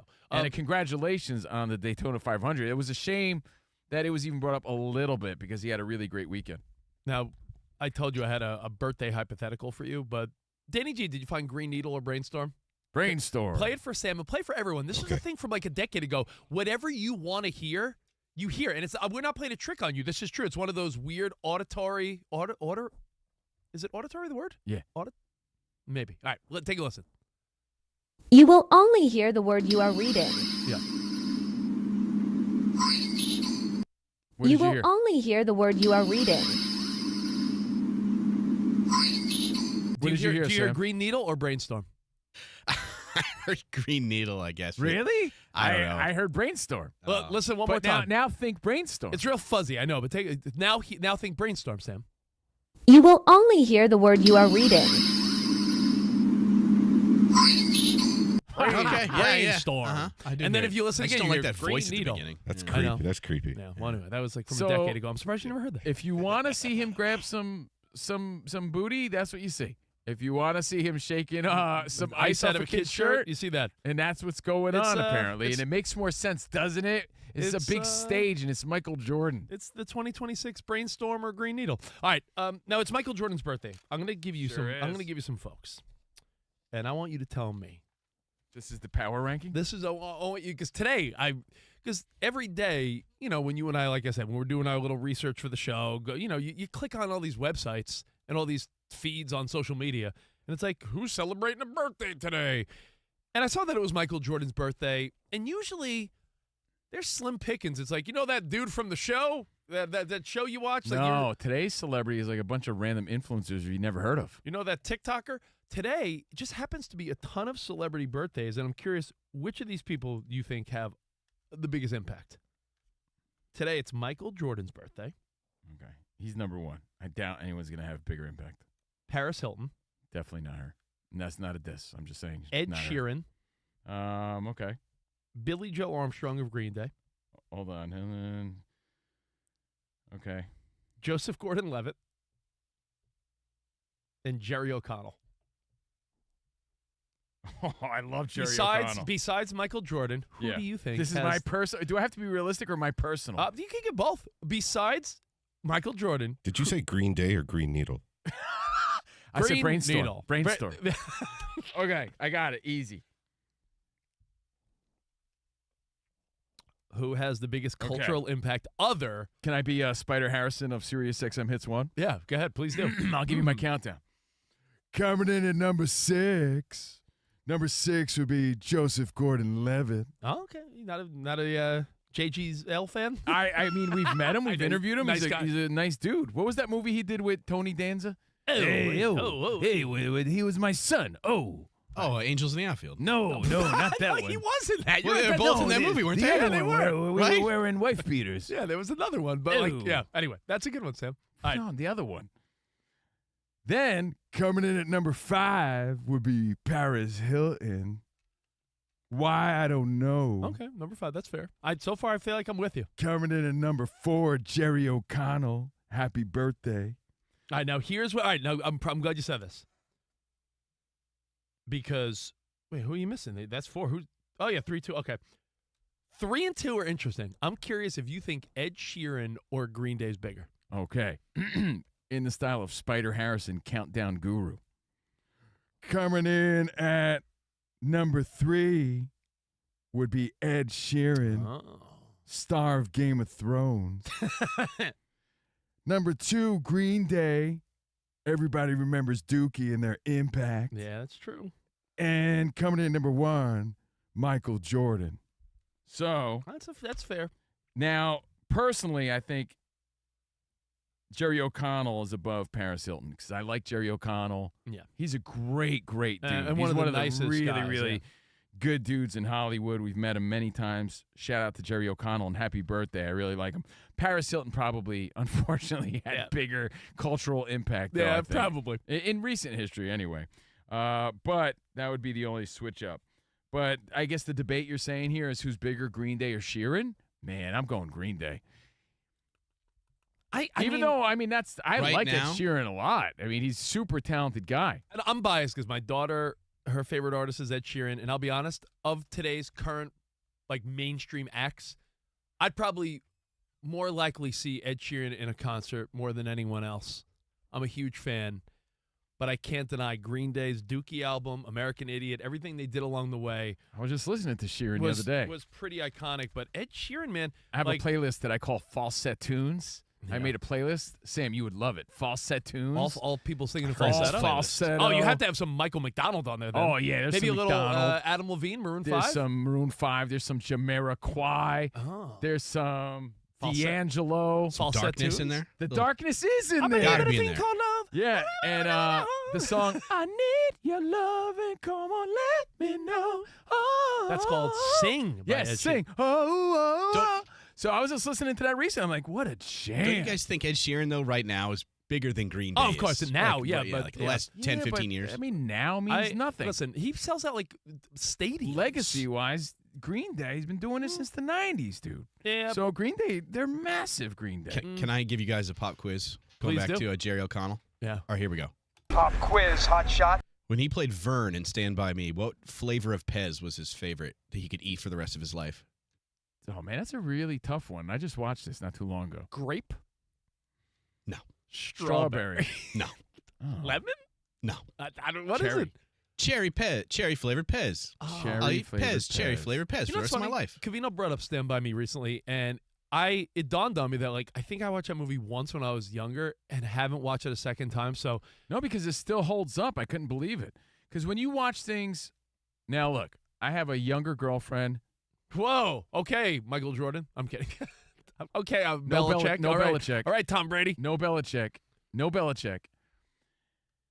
And when you watch things through their eyes, or even your kids' eyes, right? Yeah. Like certain things just look old. They don't stand the test of time. And for some reason, even pulled her in. She loved it. We watched it, and it was really good still. I hadn't seen it in a long time. So Well, we came up with Rob Reiner's passing because he directed the movie. Yeah, that's why. And it was there. It was on my mind.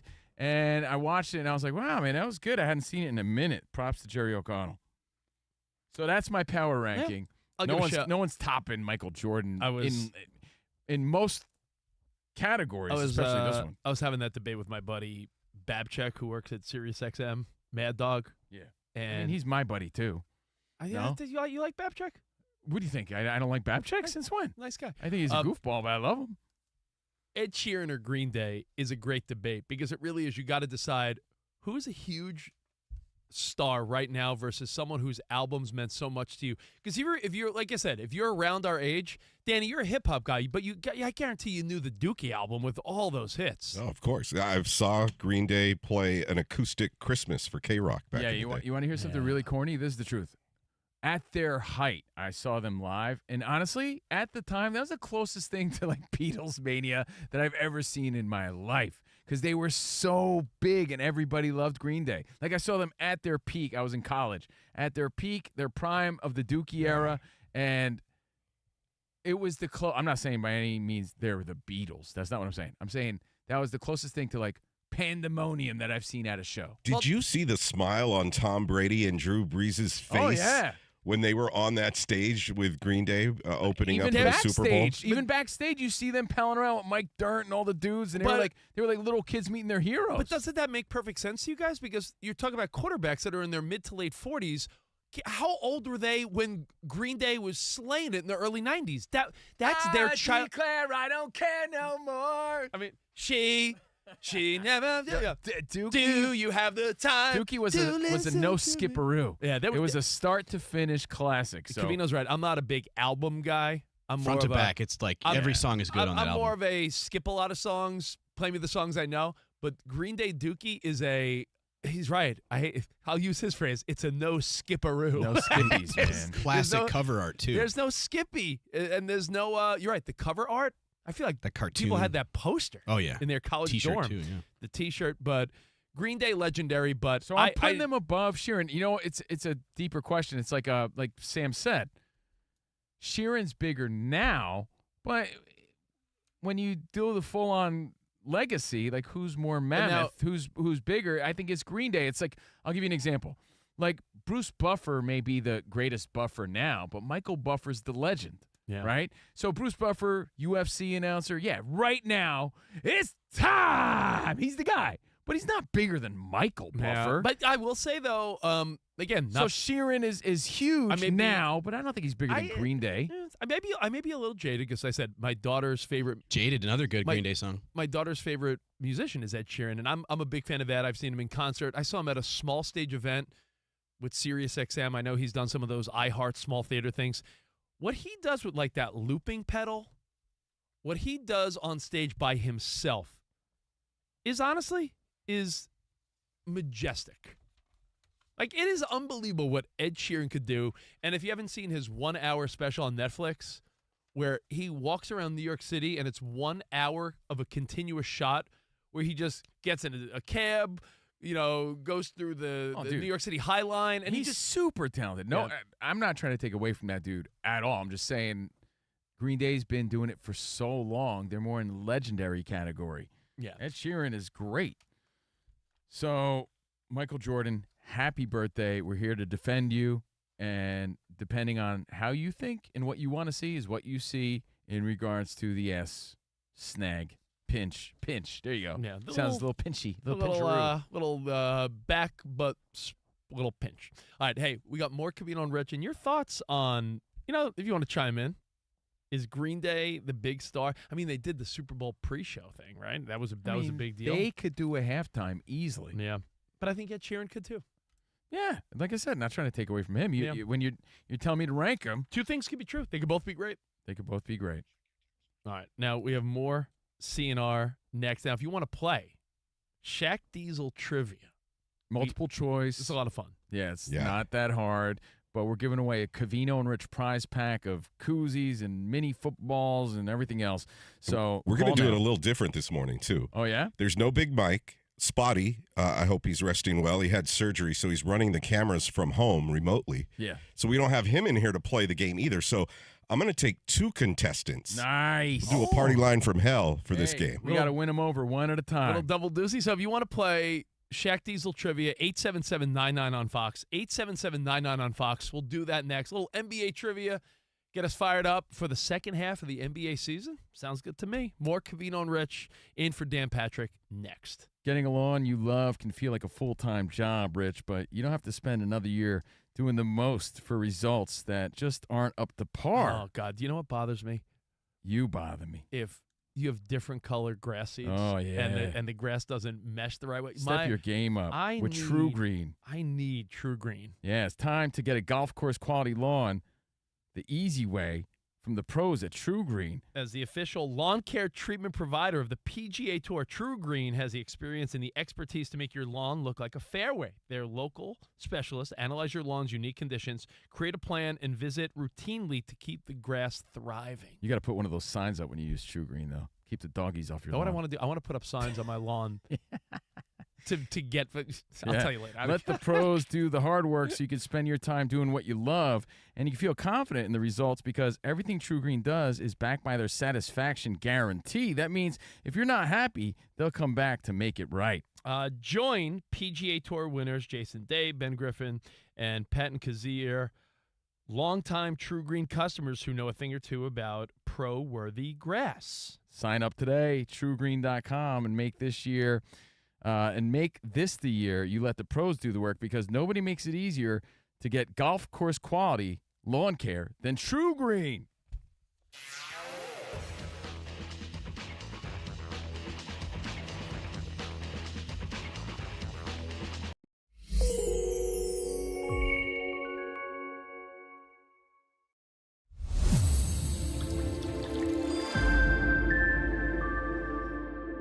And I got a lot more Super Bowl halftime observations too, because that's the big controversy, right?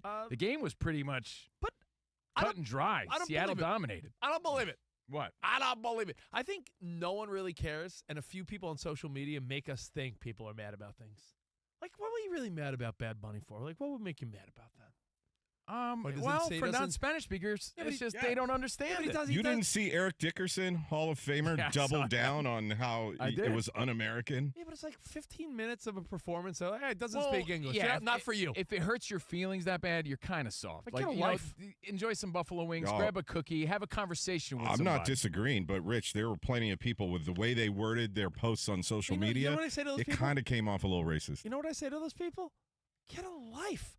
Like, I call it how I see it. Sometimes Well- I lean one way, sometimes I lean another way. I don't get how, You can't be mad for the NFL making a great business decision. Again, I'll reiterate what we already said. It wasn't a political choice. It was a business decision. These guys- They are going international. There's so many international games next year. They're trying to globalize the sport. They are globalizing the sport. Think of it like the World Cup, because that's what they're shooting for. And if you want the game to grow, then stop crying about it. And you wouldn't complain if it were the World Cup, so we shouldn't be complaining because it's Bad Bunny at Super Bowl halftime. Next year, they're going with the Wiggles because they're taking over Australia. Yeah, man, the- absolutely. The Can't wait. Rich's Niners going to be in Australia. My only thought that Men at work next year. The only time Men at work. The only time where I'm like, oh, they blew it was when you saw Ricky Martin. It's like, if he did 30 seconds of No, She dude. Bangs or Livin' La Vida Loca, Covino's right. Maybe you The would have stole the show. bridesmaid could never outshine the bride, right? So you can't have Ricky Martin living La Vida Loca, doing his little leg kicks and everything, stealing the show. Or even if Gaga went into like abracadabra for like 20 seconds, just something to It's just the so Bad Bunny show, dude. Okay. And here's the other thing. You can't debate it, and here's why. He was the #1 streaming artist on Spotify and everywhere all over the world, okay? International superstar. How could you hate on that? The NFL went as big time as they possibly could. So congrats on that. Now, do I expect everybody to have enjoyed it? No, because I understand everyone speaks Spanish.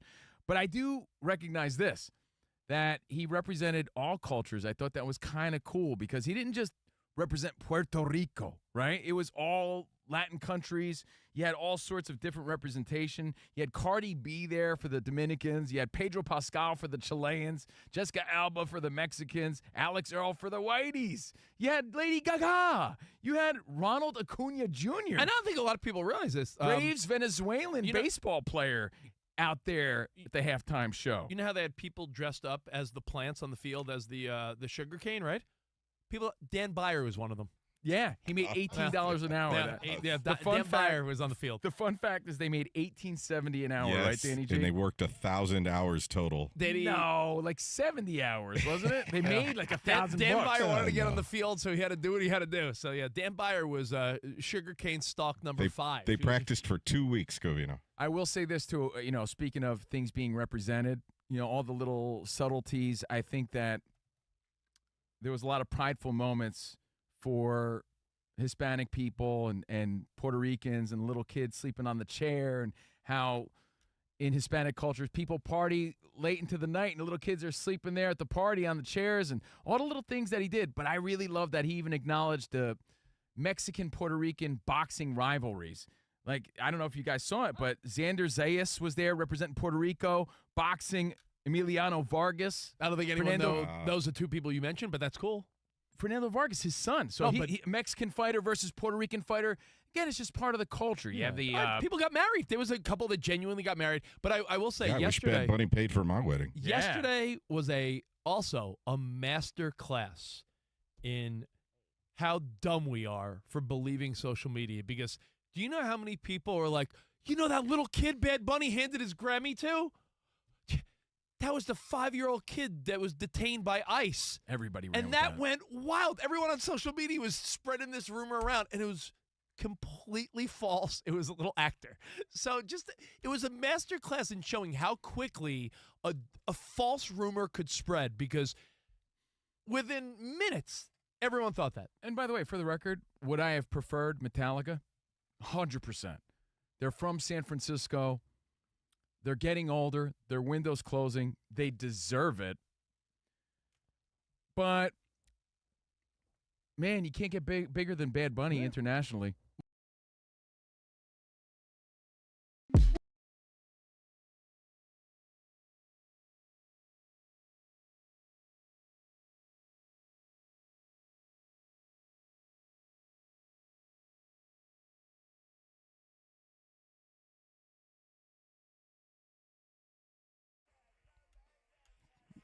No, it's aggravating. Dookie. It's name the movie. Dookie. Come on, Sam. What's that smell? Caddyshack? Dookie. No holds barred with Hulk Hogan. I guess in Caddyshack he goes, duty, in the pool. Well, Covino and Rich in for Dan Patrick live from the Fox Sports Radio studio. Steve Esteban Covino. They call me Bon Esteban. And that's Rich Davis. And remember, True Green, don't waste another weekend doing your lawn care yourself. Partner with the official lawn care treatment provider of the PGA Tour and get a golf course quality lawn the easy way. Sign up at truegreen.com, then sit back and relax. And a lot of feedback about Green Day, and it does feel weird to know that music is like 30+ years old. Green I know lawns to Green Day. It's weird. It's like, we always have that analogy in our mind where, when we watch Back to the Future in the 80s, they went back to the 50s, and that felt like such a ridiculous time jump, right? Like the idea that Marty McFly went back to 1955 felt prehistoric, like a different world. When you do the 30-year jump, that's like us going back to 96. Are you joking? Yeah, Dookie came out in 94. Yeah. All right, Danny G, someone wanted to talk about Green Day? Cameron in Indiana. Yo, what's up, Cam? Hey, guys. So I tuned in kind of late, but I heard the whole Green Day conversation, and that got me off on a side tangent between Green Day and Nickelback. So I was wondering if you could only choose one, who you're listening to. I'm gonna choose Green Day, but I think Nickelback gets a bad rep. I think they got a ton of hits, and Nickelback's in that category. Covino and I have said this: people that we love, but people love to hate on. It's the Guy Fieri theory. Yeah, Guy Fieri's the nicest dude we've ever met, but yet there's people that are like, make fun of Guy Fieri. Guy Meanwhile, Fieri, I'll throw Fred Durst and Limp Bizkit in there too. Dane Cook. Dane Cook. You tell me you didn't like Limp Bizkit at one point, and everyone turned their back. Creed. But yeah, Nickelback is great. I stand by that. And Chad Kroeger gets the last laugh because every time someone makes fun of Nickelback, and you're like, you mean the band that sold millions and millions of albums? They make hits. What's the cool thing to do? Not make hits if you're in the music business? So props to them, but I'm choosing Green. I'm sticking with Green Day too. What's your favorite Green Day song? Favorite? She maybe. Doom doom diggity doom. I play a mean air bass to that. She is my favorite. Or Brain Stew. I don't know. I like, dude. Insomniac's a good album. Collect the album them all. followed Dookie. Time to listen to me. Also good. All right, hey, let's do this. We do it every Tuesday. We play some trivia, and joining us today, Whack Diesel. Let's go. Whenever we say not to name drop, that means we're about to name drop. I'll name drop. Oh, my goodness. Not only are CNR friends with Tyson and Mahomes, Hey, man. they're also buddies with the big Aristotle. Hey, what's up? It's Big Shaq Diesel, a.k.a. Shaq Fu, a.k.a. Shaq Daddy, a.k.a. the Big Aristotle. Guess what? It's time to win some CNR prizes. Time for some basketball trivia. Shaq Diesel basketball trivia. What he said. I used to break bad boys, now I'm breaking records for FSR radio. Shaq Diesel basketball trivia. Here we go. There he is. FSR Security walking our broke Shaq Fu into the main studio. I love you. I love Green Day. You do. Green Day fan, huh? No, I love B-52s. Love Shaq, baby. Shaq saw that you were in the news yesterday for rolling your candy truck That's through right. Beverly Hills. Shaqalicious. #1 candy. Shaqalicious. Man, how many businesses you got your fingertips in? 75. Shaquille O'Neal here. Good morning. Very early for me. Glad you could join us. All right. I'm a little out of breath. Let's meet the contestants. 11-time winner Rich Davis right over there. Let's go. What up? Shaq Fu Schnickens. You know what's bigger than Green Day? Fu Schnickens. Shout out to them fools. And Shaq Daddy, we're going to do something unprecedented, never done before on Shaq Fu Trivia. Going to take 2 callers as contestants. That's because we don't want this to be boring like the dunk contest. That's right. The first we one want to out. put people to sleep. Like like the All-Star Weekend. Thank you for the loaded lines, by the way. The first 2 through. Let's start with Nick in Lima, Ohio. What's up, Nick? Hey. Nick, say what's up to Shaq. Hey, what's up, Nick? What's going on, Shaq? Hey, what's up? All right, and then let's conference in. His nickname is Pickles from Santa Barbara, California. What's up, Pickles? What's happening? What's up, why, Shaq, baby? Why they call you Pickles? I absolutely love pickles. He absolutely loves Sammy. What's your real name? Makes sense. No, we'll go Pickles. Tommy Pickles. Okay. All right, here we go. Rules for Shaq Diesel Trivia. The first contestant with 2 correct answers is the champion. If there's a tie, we have a tiebreaker question. Your name is your buzzer, but you have to wait until all 3 possible answers are read. If there's 2 wrong answers in a row, we move on to the next question. Are you ready? Let's get it on. Love Shaq, baby. That's where it's at. All right, it's Black History Month. Who is the first African-American head coach of the NBA? Was it A, Casey Jones, B, Bill Russell, or C, Lenny Wilkins? Jason. Nick. Pickles. Oh, it was Pickles first. Yo, Pickles.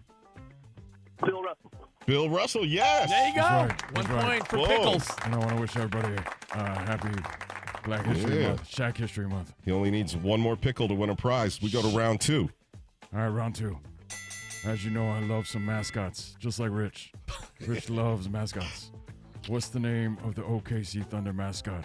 Is it A, Benny the Buffalo, B, Thundercat, or C, Rumble the Bison? Rumble the Bison. Nick. Thundercat. No. Pickles for the steal. Pickles for the steal and the win. C, Rumble the Bison. Yeah. Damn. Sweeps the board. Pickles, just like that, huh? More exciting than the dunk contest. Hey, Pickles, congrats, buddy. Hey, can I say something real quick? Yeah, go ahead. By the way, Nickelback isn't even close to Green Bay. Yeah, I was going to say, Green I Day. like Nickelback, but Green Day is in a different league, I think. I agree with that. All right. What about Ed Sheeran, though, Pickles? You give him props, though, or what? I'm a redhead as well, ginger as well. He's more popular now, but not as popular in the last 30 years. Not even close. Ginger power there. All right, Ginger Pickles, power. hold on the line. We're going to mail a CNR prize pack to Santa Barbara. Wait, so that's it? Yeah, dude. Thanks very much. I can't read in for this. Yeah. That's it? Thoughts 2 on minutes? thoughts on the weekend? Go back to your candy truck. Shaq, the ratings were high for NBA All-Star That's Weekend. right. That's right. Shaq, do you like pickles? I don't like pickles. I don't like you either. Jeez. Just asking. Do you like Shaqalicious? Sure. Okay, I'll give you some. All right.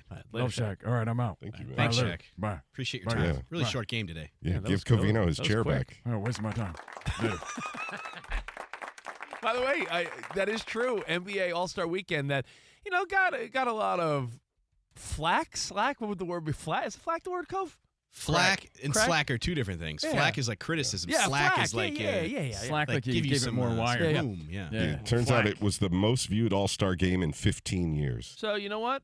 I'm not saying we were wrong. We Take said that, it, Roberta we- Flack. We did say yesterday it was improved. I just didn't think the numbers would show that. But, hey, you know what? Good for the NBA. You got to give props where they're due. If you're going to criticize and be critical, part of being critical is giving props when they're deserved. And the NBA had, almost 10 million people watching.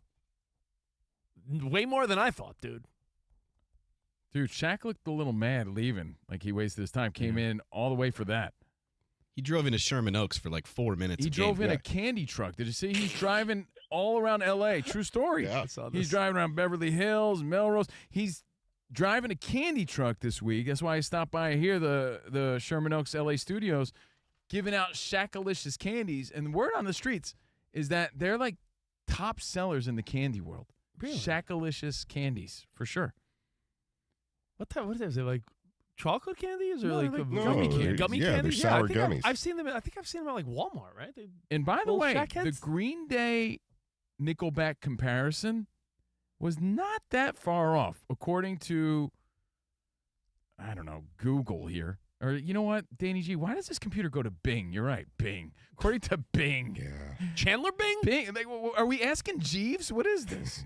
It says Nickelback has sold over 50 million albums, right? To Green Day 75. But all the right reasons, one of Nickelback's most popular sold 18 million copies, and Dookie sold 20 million. So like they're not that far off when it comes to popularity. If that's correct. How many albums sold? Dude, Yeah, give me the numbers Nickelback, again? just for reference, Yeah. though, They sold 18 million copies of that album. Give me the That's total. a lot. Give me the total numbers of albums. According to this, is saying Nickelback has sold over 50 and Green Day has sold over 75. Well, Ed Sheeran sold over 150. Wow. Yeah. That's incredible. Damn. I just hit you with the Ed Sheeran Redheaded Thunder. I think like, internationally, globally, Ed Sheeran is like a big draw. He's a big draw in the United Kingdom. He's a big draw all over the place. You know what I mean? Yeah, I'm a big fan. I'm a little jaded. But hey, look at that. Little Shaq Diesel trivia, little music debate, having fun here in for DP. How do you not have fun hanging How do you here? not have fun with that? All right. Little NFL, little baseball, little of everything. We wrap up the show with some deep thoughts here. Covino Rich in for Dan Patrick. Don't overpromise, bro. I don't know Are how you deep saying- we're are you getting saying on my- a random Tuesday. Are you saying my thoughts aren't deep? Not really. How dare you? How dare you? Well, we'll be the judge. More next. CNR in for DP on Fox Sports Radio. Hang tight.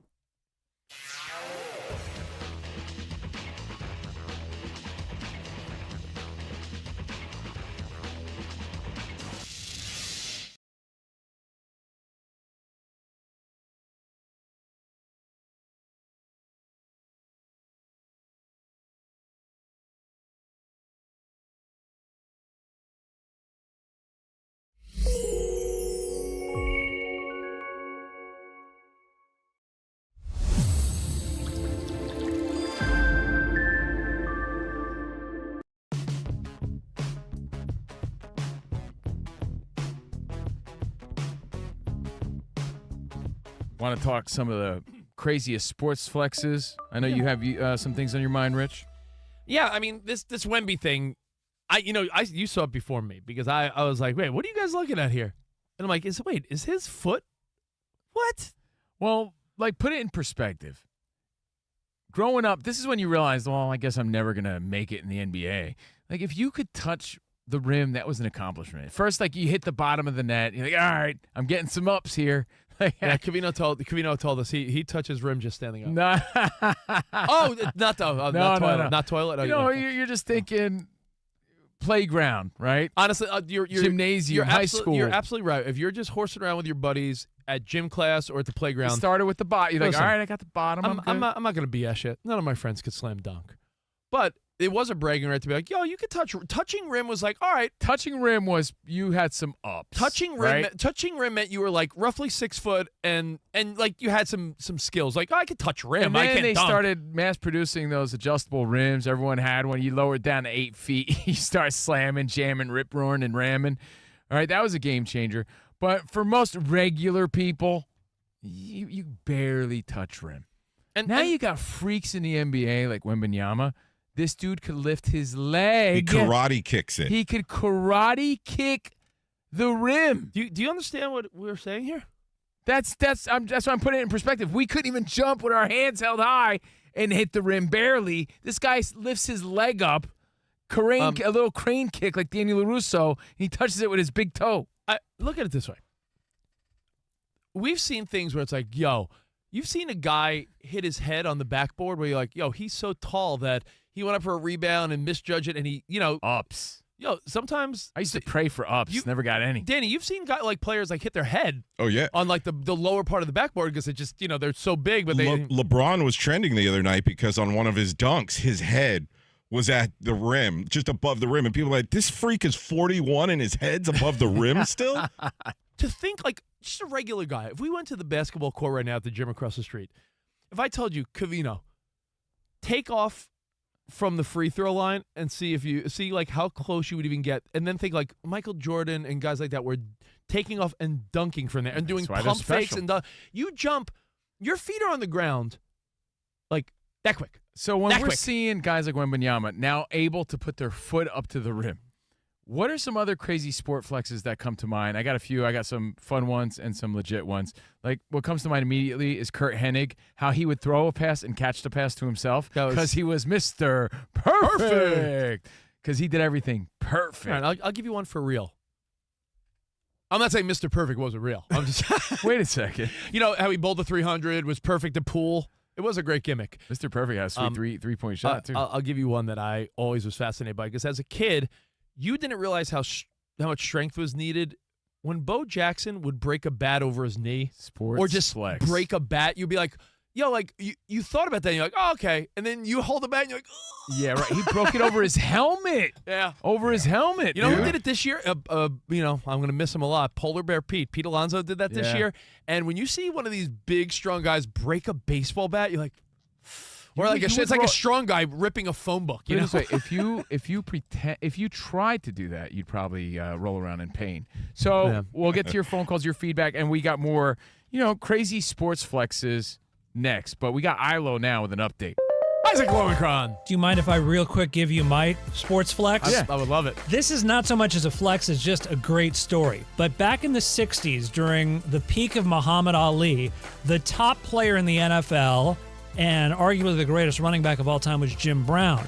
Jim Brown made it be known that he very seriously wanted to box Muhammad Ali. He thought he could legitimately beat Muhammad Ali because he was such a great athlete. Remember, he was like an epic lacrosse player in addition to being a running back.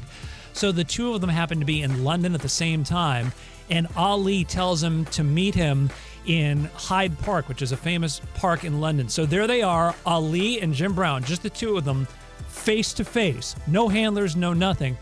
And before Jim Brown says anything, Ali starts lightly slapping him, just slapping him like this. Yeah. And Ali's hands were so lightning fast that Jim Brown realized right then and there, yeah, there's no way I could ever. That's a great story. He Really saw great the story. flex up close with literally the greatest of all time.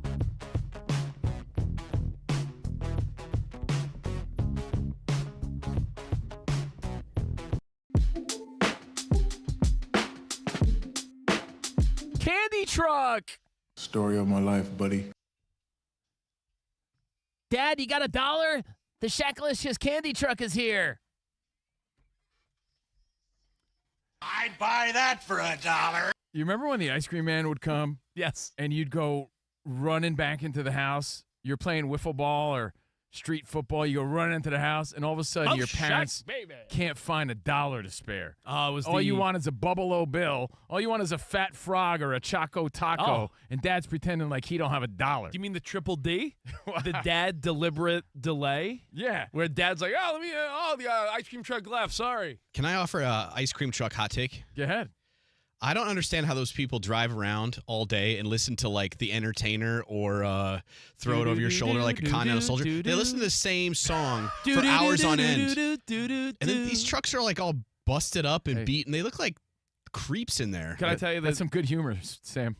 I'm trying. Hey, get it? Pun intended. They're like all rickety old trucks driving around. Let me tell you, Shaq was driving around to this song in L.A. yesterday, Let me tell you something. giving out Shackalicious candies. Sammy, there's a big difference between the East Coast and the West Coast, and one of my only complaints about living on the West Side compared to my childhood in New York, ice cream trucks. You go to they're Manhattan, crappy out here. You go to Manhattan, you go to Long Island, New Jersey, Why anywhere. are you hating? We got fruit trucks out here. We got little fruit stands. They're stands with wheels. You can't tell me that pineapple with tahini is replacing my Mr. Softy. Yo, man, what's wrong with pineapple and tahini? I do love it. I want the smiley face with the yellow smiley face with the chocolate eyes. Isn't that a thing still? That's like a good humor guy. I'm talking Mr. Softy with a soft ice cream cone. There's none of that out here in L.A. I had to drive Danny G to Camarillo. Camarillo, California is the only place that has a Mr. Softy storefront. Like Carvel, Mr. Softy. You must have had a hankering for some soft ice cream. Well, because they don't have soft ice cream out here. It's wildly You terrible. want like soft serve? Soft serve. It's worth the drive, though. You could hit up the outlets when you get to Camarillo. Let me tell you. True. The only soft serve out here is like McDonald's, which is trash. They're broke half the time. Yeah. Sorry, it's broken. Well, Shaq was riding around like he was the ice cream man, handing out candy all over California. That's why he dipped by today. If you missed any of it, got to catch our show, Covino and Rich FSR on YouTube. Join the live chat and join us Monday through Friday, again, from 2 to 4 on the West. And we're going to be here tomorrow as well for day 3 of the Dan Patrick Hat Trick, the world-famous CNR on FSR and for DP. Again, live from the Fox Sports Radio studios. True Green, don't waste another weekend doing your lawn care yourself, Rich. Partner with the official lawn care treatment provider of the PGA Tour and get a golf course quality lawn the easy way. No, sign up at truegreen.com, then sit back and relax. I might have to do that right now. Relax, I said a couple baseball and a couple football thoughts. Some quickie rando thoughts before we get out of here. Number one, can you tell me like your problem with the neighborhood dogs going to the bathroom on your lawn? Thank you. I wrote that down. I wasn't even going to add that to my random list. Is it wrong? Oh boy. I want to put. Are you putting antifreeze on bologna? I want to. No. I'm not going to kill neighborhood like dogs. Sebastian Maniscalco did. Well, he said his dad would try to get rid of local, like the Cats neighbor, like or rodents and stuff. Yeah.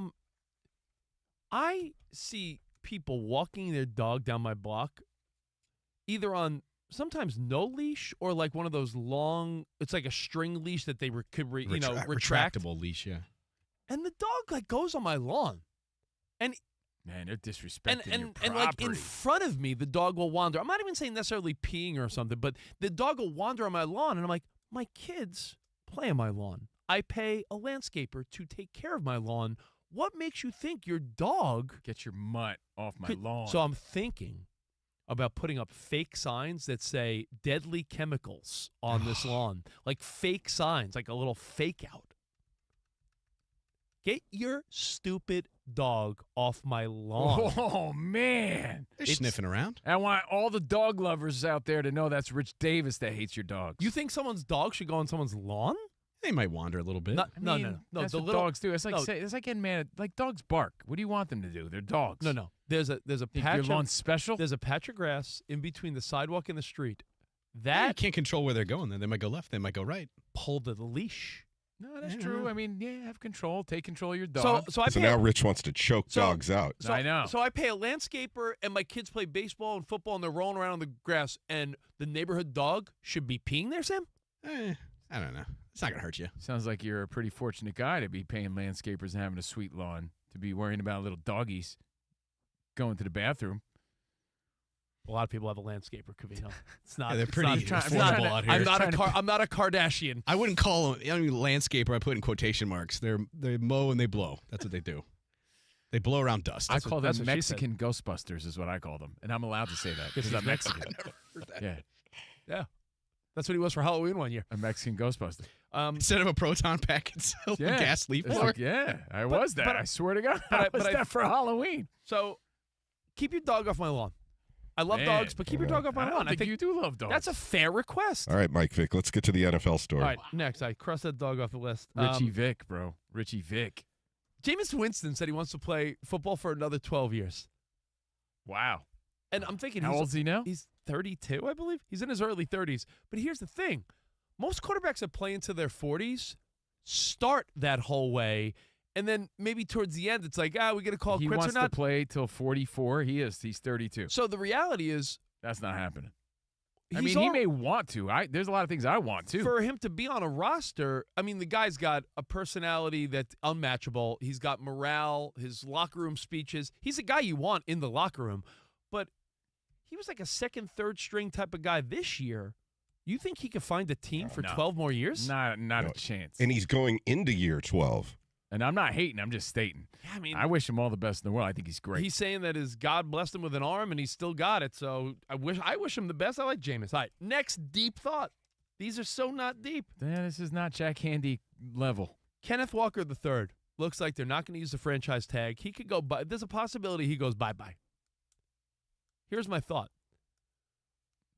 Is it weird morale for the fan base when a star player or an MVP moves on the next year? I remember as a Mets fan, Ray Knight left after the 86 World Series, and I remember being like, well, that's weird. Pedro left after the Red Sox won in 04. Like when Ben Zobrist for the Cubs. When a star player leaves the team after an MVP, Super Bowl, World Series, NBA performance, is it a weird taste that's left in the fan base's mouth when that star player that just helped you win one, the front office is like, yeah, let him move along? Depends. Were they kind of like a role player or were they a key player on your team? Because the Seahawks do have Charbonnet. You're right. So that you could argue that carried a little bit more than half the load. You could say giving Kenneth Walker more would be an emotional move and not a realistic one if you have Charbonnet and you're revamping some things.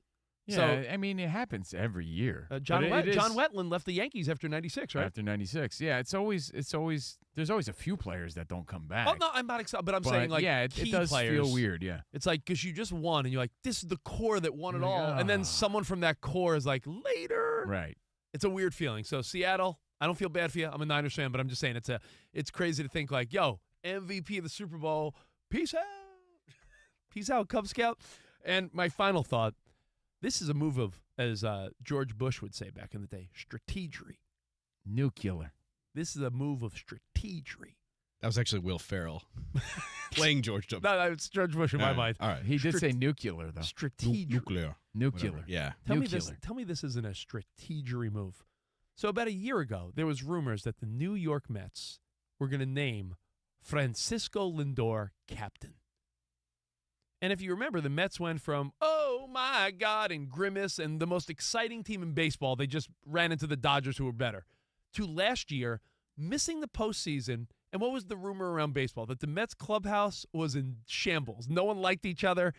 Even what did Lindor say the other day? We talked about it yesterday. Lindor said, we don't all need to be friends. That's not what you want to hear. He said that's not how the clubhouse works. It's So like, there's- well, you better figure it out. So there's speculation that You better be the get-along gang. while he is my favorite player in the Mets, there's speculation that Lindor's the problem. Yeah, we talked about that briefly on the show yesterday. And if Francisco Lindor, who's my favorite player, my son wears number 12.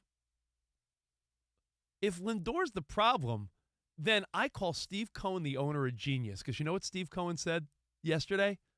As long as I own this team. Yeah, I don't know what you guys were talking about last year, this year. I don't believe in captains. There'll never be a captain of the Mets.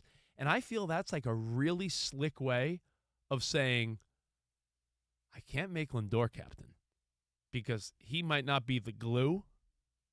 So that fans don't say, why don't they make him captain? Or what about Soto? What about this guy?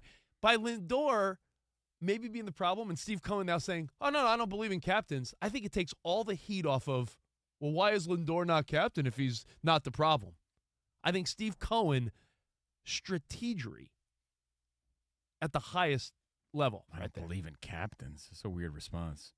I I mean, don't believe not- in Bigfoot would make more sense. Again, no, I don't believe in Bigfoot. He also said, in reference to the Dodgers, they're formidable. They have the ability to spend. So do I, by the way. Oh. So he's talking a lot of smack. But you do agree, though, that if the speculation was, are they going to name Lindor captain? If Lindor is part of the problem with the clubhouse. Lindor should bring in a box of Captain Crunch and say, what do you think now?